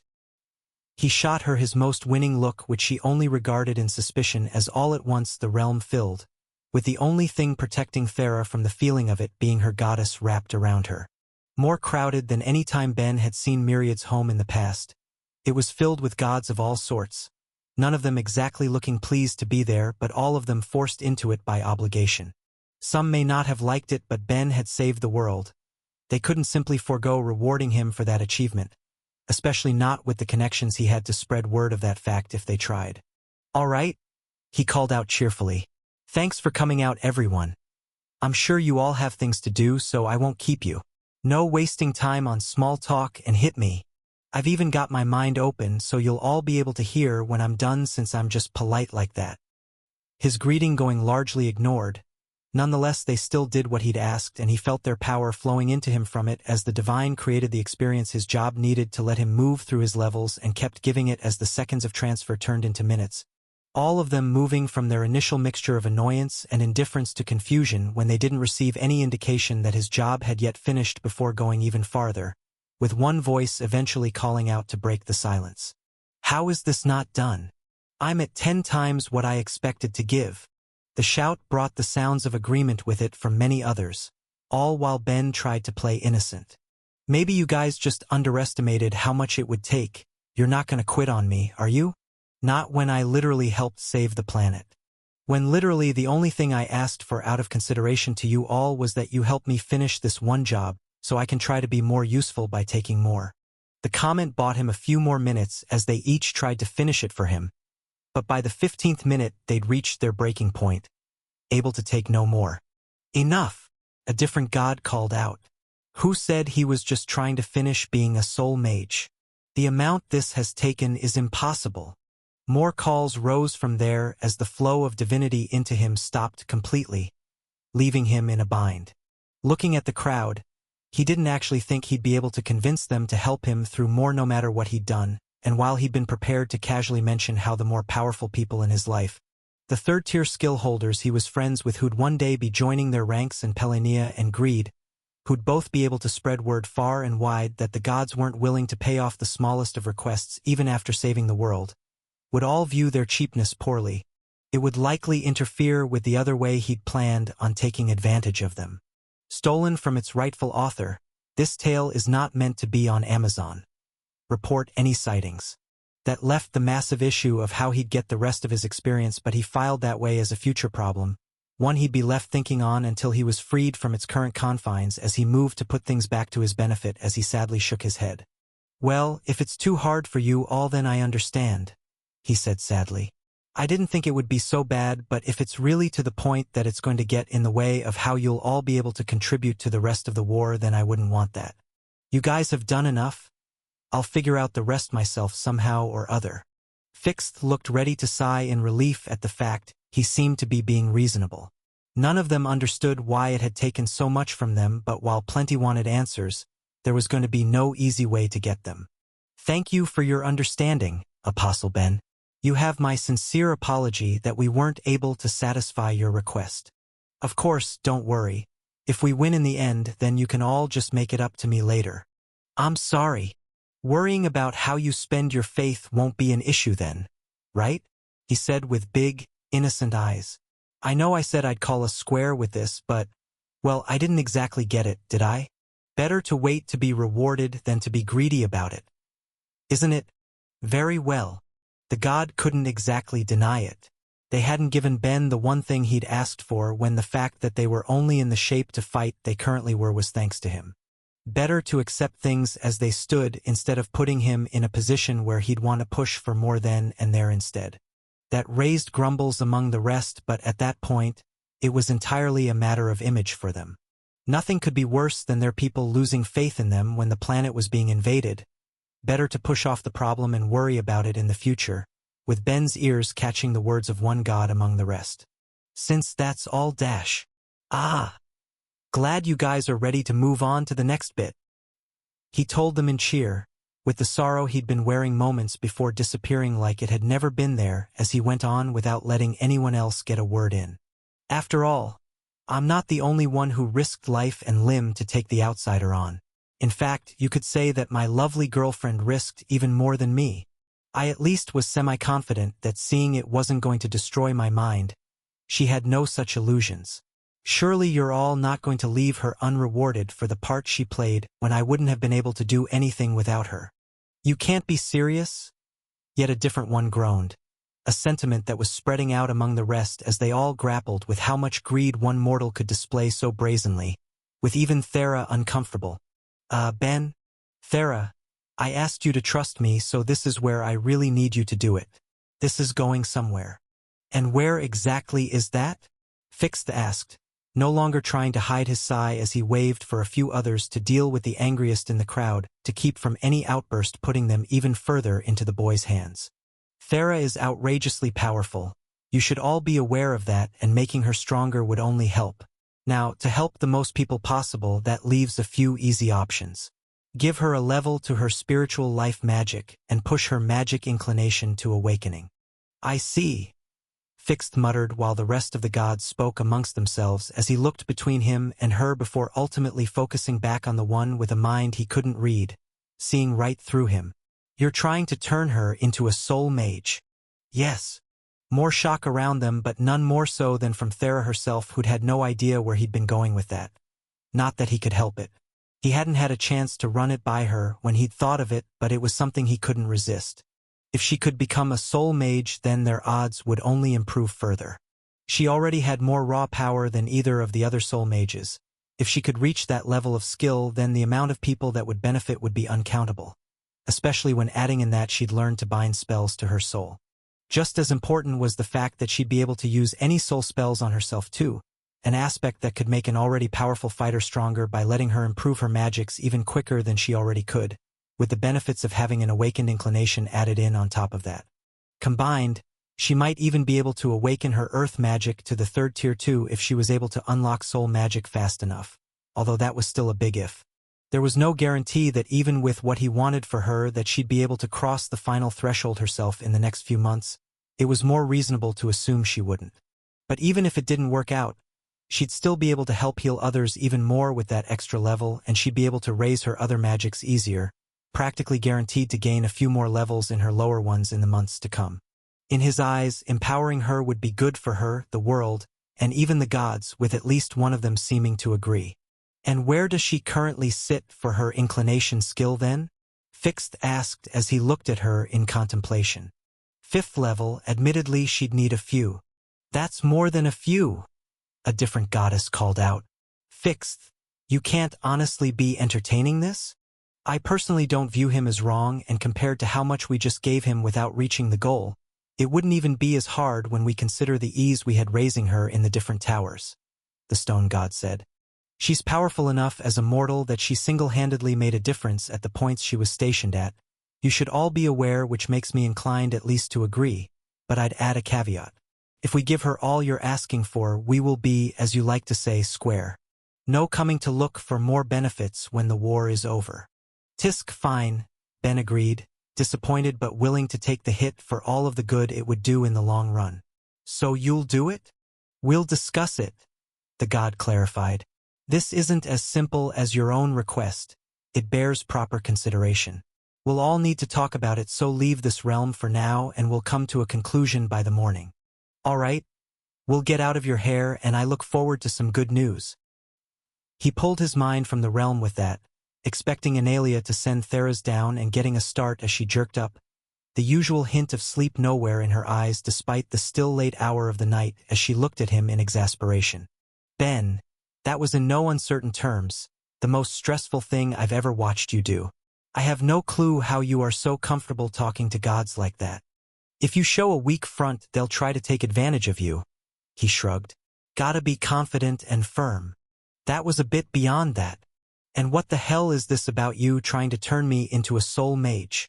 I mean, if we win then that's more a matter of time than anything else. Isn't it? It would be better for everyone if we could speed that process along. He said nothing of his own concerns. He still hadn't told her his worries about how involved he thought he was going to have to get if he wanted the world, and more importantly, the people he loved on it, to survive in the end. But that was at the forefront of his mind when he'd first known he was going to try and manipulate the gods into it. While the fact that his job still went unfinished was outside of his calculations, he'd known it would take a lot, and since they at least acted like they tried to be fair, they couldn't turn down giving out a comparable reward.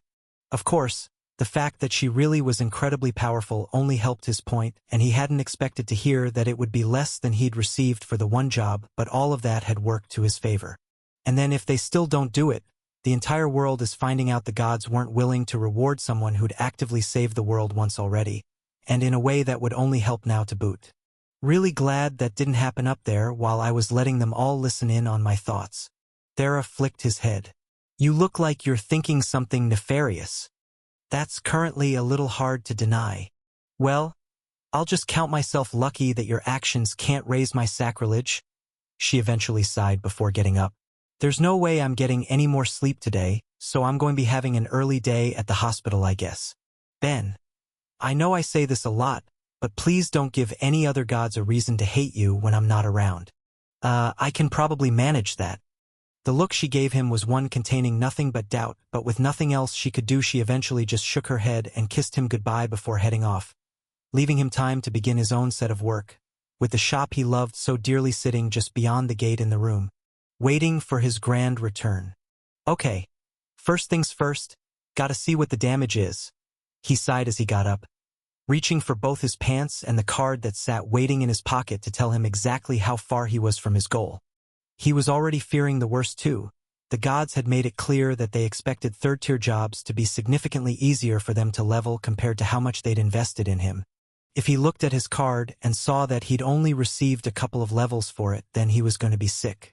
Holding a breath, doing his best to calm himself for a second before facing the inevitable, he forced himself to activate it and look at the top before nearly collapsing in relief.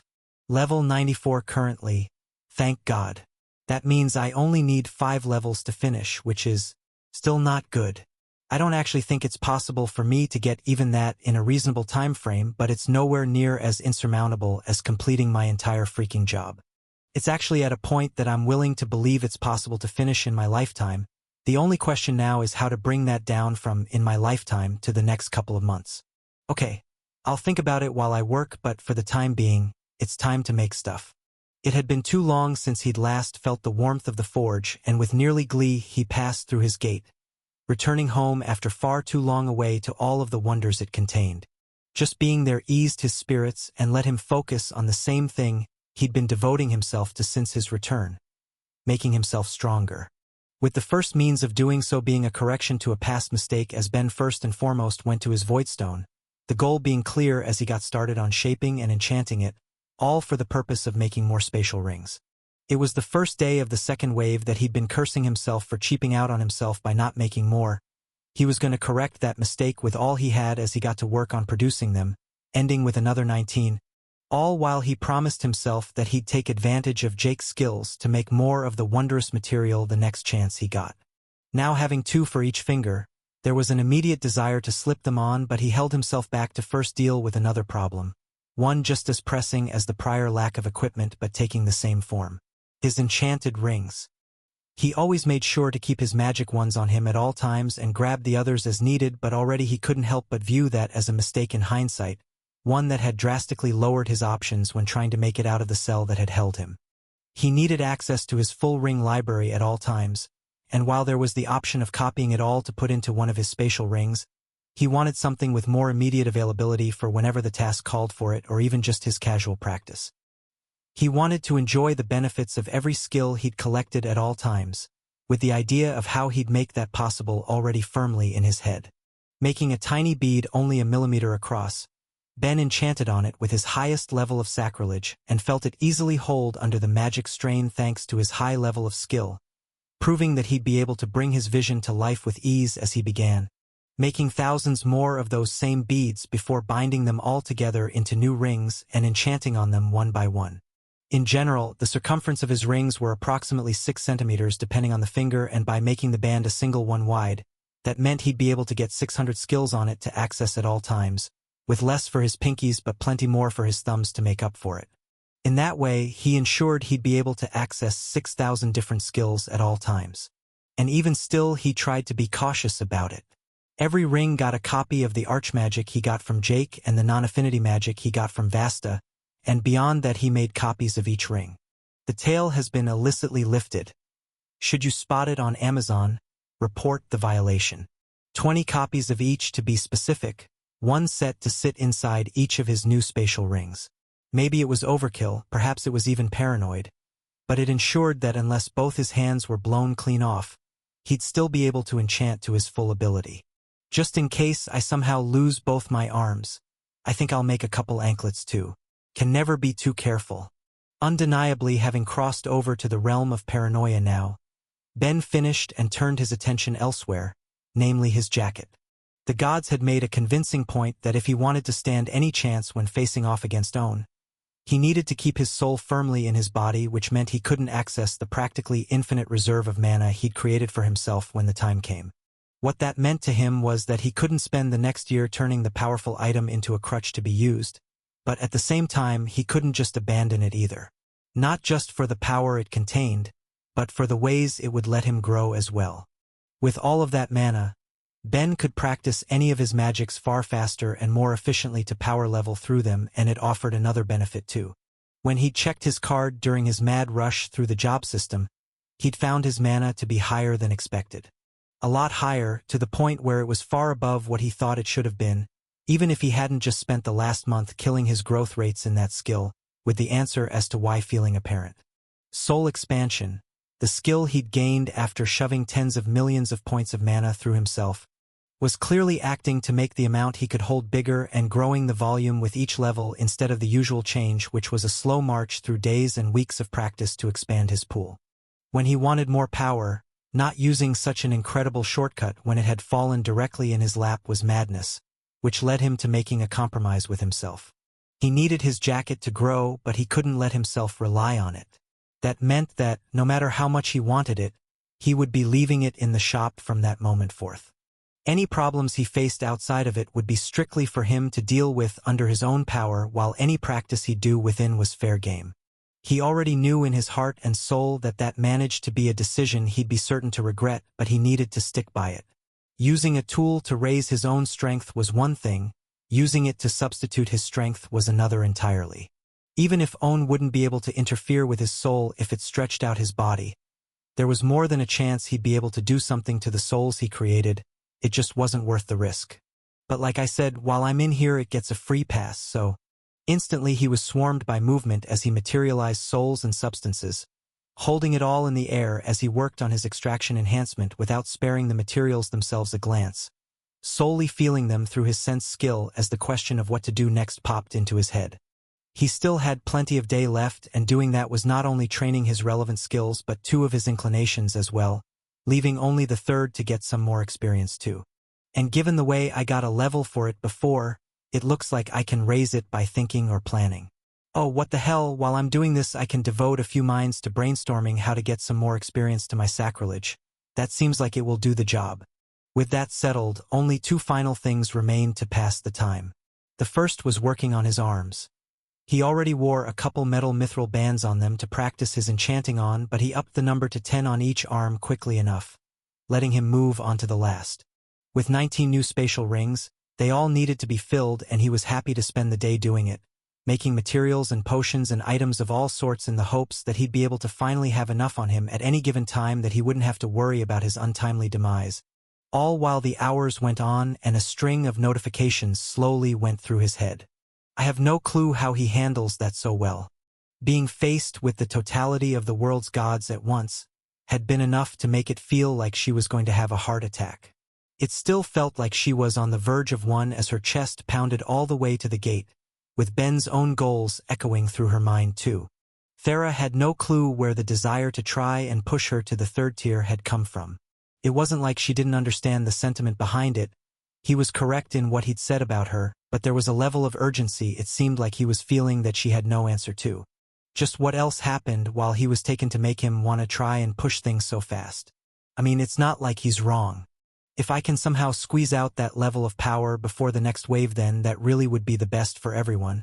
But doing it in less than a year, yeah, no matter what, it's unrealistic, although I guess the chances got a little better after all of the jobs I just finished.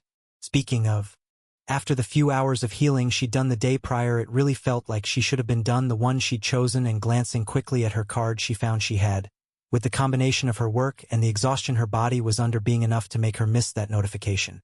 Stupid. I should have realized there was something wrong about not having it done last night.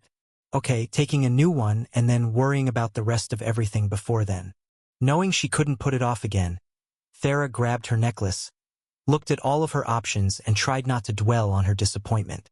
Available jobs: musician, bard, darkness mage, charm specialized, staff user, empathy mage, barrier mage, a high crystallization mage, master spirit mage, heretic, a mathematician, apprentice chef. Still not much. The list of options she had available had grown depressingly small, with healer not having helped her gain some advanced life option like she'd hoped. It was reflected in everything she'd taken the past day as well.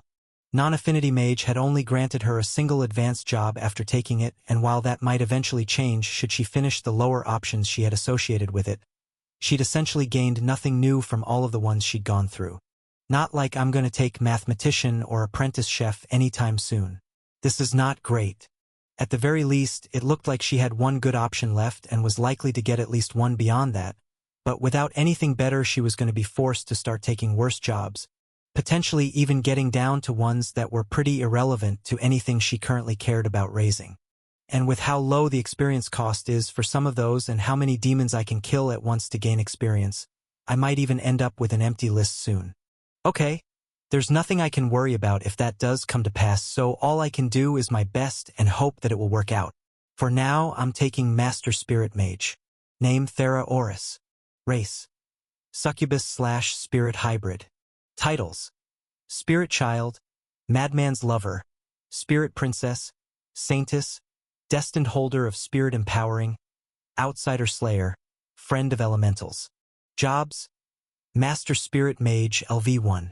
Previous jobs: Beginner Dancer, Dancer, Apprentice Mage, Earth Mage, True Mage, High Earth Mage, Spirit Mage, Life Mage, High Life Mage, Telekinetic Mage, Adventurer, High Telekinetic Mage, High Spirit Mage, Master Earth Mage, Earth Princess, Master Life Mage, Life Princess, Saintess, Crystallization Mage, Master Adventurer, Queen of Mana, Mana Embodiment, Dark Mage, High Dark Mage, Master Dark Mage, Dark Princess, War Mage, Annihilation Mage, Homunculus Creator, Chimera Maker, Non-Affinity Mage, Construct Mage, Professional Dancer, Healer. Attribute: A Vitality, 2853. A Vitality Recovery Rate, 51 per hour. Mana, 677,246. Mana Recovery Rate, 375 per minute. Strength, 637. Agility, 1229. Stamina, 1081. Intelligence, 1349. Affinities: A Light, 4. Life 22. Fire 11. Water 14. Air 12. Earth 103. Death 3. Dark 43. Space 2. Time 1. Resistances: A Light 5. Life 9. Fire 11. Water 16. Air 12. Earth 35. Death 13. Dark 42. Space 7. Time 8. Blessed Skills: Spiritual Earth Magic LV7*. Spiritual Dark Magic LV4*. The narrative has been stolen. If detected on Amazon, report the infringement. Passive Skills: World Speak Plus. Coordination LV8. A Bind. Mana Recovery Rate Enhancement LV9. Earth Sense LV9. Dark Sight LV1. A Mana Enhancement LV6. A Magic Inclination LV5. Sacrilege LV1. Sleep Resistance LV4. Life Sense LV0. Dark Sense LV0. Active Skills: Calculate LV4. Dance LV6. String Instrument LV5. Woodwind Instrument LV4. Cleaning LV3. Staff Wielder LV2. Meditation LV3. Speed Reading LV6. Spiritual Life Magic LV8*. Overwhelming Non-Affinity Magic LV2*. Mana Empowering LV1*. Cooking LV2. A Mana Examination LV9. Spirit Comprehension LV3. Blessings: Analia's Blessing. Elvet's Life Magic Blessing. Quaxa's Blessing. Enetha's Blessing. Earth Pantheon's Blessing. Life Pantheon's Blessing. Dark Pantheon's Blessing. Yuzu's Mana Regeneration Blessing. Trials: Trial of Analia and Talona. Earth Tower. Life Tower. Dark Tower. Not just one level, which was more than she'd hoped, but 2 new skills with it, both of which paired well with ones she already had, as she instantly began feeling their effects. Like her Earth Sense, her new ones instantly attuned her to the elements they were attached to, but both were already being enhanced by other things on her status. She already had Dark Sight, the skill making her better with nights and more aware of any dark mana around her, and she could feel the effects of Life Sense, making her more aware of the living things around her in a way that was interacting with her mana examination for the closest ones nearby. A good harvest as far as skill acquisitions went, but for the time being what she'd really wanted were job options to make her even a little stronger. And maybe a few more levels would be what I need to get it. For whatever reason, Ben had to try and get so much from the gods for her. Be it entirely what he said or something more, she wouldn't turn down any rewards she might receive. What mattered most was growing all she could with the time she had. Stepping through the gate, the first thing Thera noticed was smoke and screams. A sign of disaster that forced her on guard as she raised herself in the air to see where the danger was coming from, with the cause nearby. While far from any invasion point, dozens of demons had made their way to the city, breaking through its walls to wreak havoc on the population within as multiple of the monsters shot off fire spells, waves of flames burning the city around them to the ground, with the one that seemed to be in the lead noticing her hanging in the air before she could shoot a spell, leading to a clash of magic. In the confines of a city, she couldn't use the same sort of attacks she'd been using on the battlefield without risking the structural integrity of the entire area, making her take a split second to use her mana crystallization to attack while those monsters were far quicker in their choices, having no consideration to make even for each other as all attributes were directed her way. With hers passing through to kill a handful, she threw up a barrier to block what she could, but not well enough. It was quick and sloppy, and not all attacks at her were purely physical, letting some of the hodgepodge mix and break through as effects blended and took effect, leaving her to fall from the sky as she dealt with it all. Things were moving too fast, and she was dealing with an assault on the senses, nausea and vertigo and pain all at once while she struggled to react in a way that would create a coherent spell to catch her, ditching that option purely out of reflex as she instead focused on herself in a way she had overwhelming experience with ever since the beginning of the wave, focusing all of the healing spells she could on herself before she'd made contact with the ground. In one movement she felt bones snap and repair, each bit of damage from the fall being fixed but coming with quick bursts of pain that helped her focus her thoughts enough to apply her dark spells to herself next, forcing that mind magic to focus herself beyond the far weaker effects she was under as she shot up and began to run, not taking to the skies again for what any easy target it would make her, and instead buffed herself to get to them on foot, racing through building as others ran away and that time going prepared. She already had spells on her fingertips and unlike before was ready to use them as her mana took shape the second she saw them, giving form to her thoughts as constructs shot off and ripped through the remaining bodies she'd missed the first time, breaking them before they could think to react in a way their far weaker magics couldn't resist and ending the short clash then and there, even if it had done enough. One of the city's walls was broken, houses and other buildings destroyed with some still burning and plenty of injuries to go along with it, and that wasn't even considering whatever deaths had managed to occur in such a short time, changing the purpose of her presence there as the order of what she needed to do was confirmed. She couldn't fix any of the buildings, she didn't have the technical knowledge for that, but she could heal the most critical among the injured before going to fix the wall and then focusing on the hospital like she'd originally intended. Feeling the extra weight, she didn't let herself dwell on it and moved to do all of that, the day becoming so much longer for the same sort of event that had to be happening across the world. She didn't run back to Analia as soon as she was done. After a day that had run for far too long, she couldn't resist the impulse to take a seat and collect herself, just trying to breathe after every bit of work she had to spend as she closed her eyes before eventually opening them to the realm of her goddess. "Hello, Thera," Analia greeted gently. "It seems you've been busy. It's been a long day." She wasn't as able to give the amount of respect she'd usually try to show in the presence of her god. She didn't have the energy. It was just another day to top off a month of constant work, but it wasn't getting any easier. She wanted to rest, but no matter how much she did, the work wasn't going to end. All of life was going to be overwhelmingly busy from that point forth, and even if she didn't mean for it to be the case, the feeling of it was reflected in her attitude. Not that her goddess seemed to mind, with Analia patting her head instead of rebuking her. "You're doing your best. I'm sorry to take a few moments of your rest." No, it's fine, of course. What can I do for you?" "It's more what I can do for you." Your little lover drives a hard bargain while making a compelling point. "I'm here to tell you that we've agreed to his terms and passed on the reward for your prior work." Without missing a beat, Analia gently kissed her head, forcing the sounds of notifications to fill her thoughts. Before Thera could so much as react to all of the notifications going off in her head, Analia gave a small chuckle. A bit of a shame that raising your inclination so much didn't raise your other magics with it, but doing it that way at least reduced the cost of getting you your 9th level. "And now that it's done, I'll have to let you go. I'd love to chat longer, but given the strength of your awakenings, the fact it just happened isn't going to go unnoticed by anyone else around. I'd suggest heading home for the night. Right? Still, thank you, Analia. I hope you'll convey my gratitude to the other gods as well." "I will. Work hard, child. Do your best to ensure the opportunity you've been given doesn't go to waste. I will do everything I can to make you proud."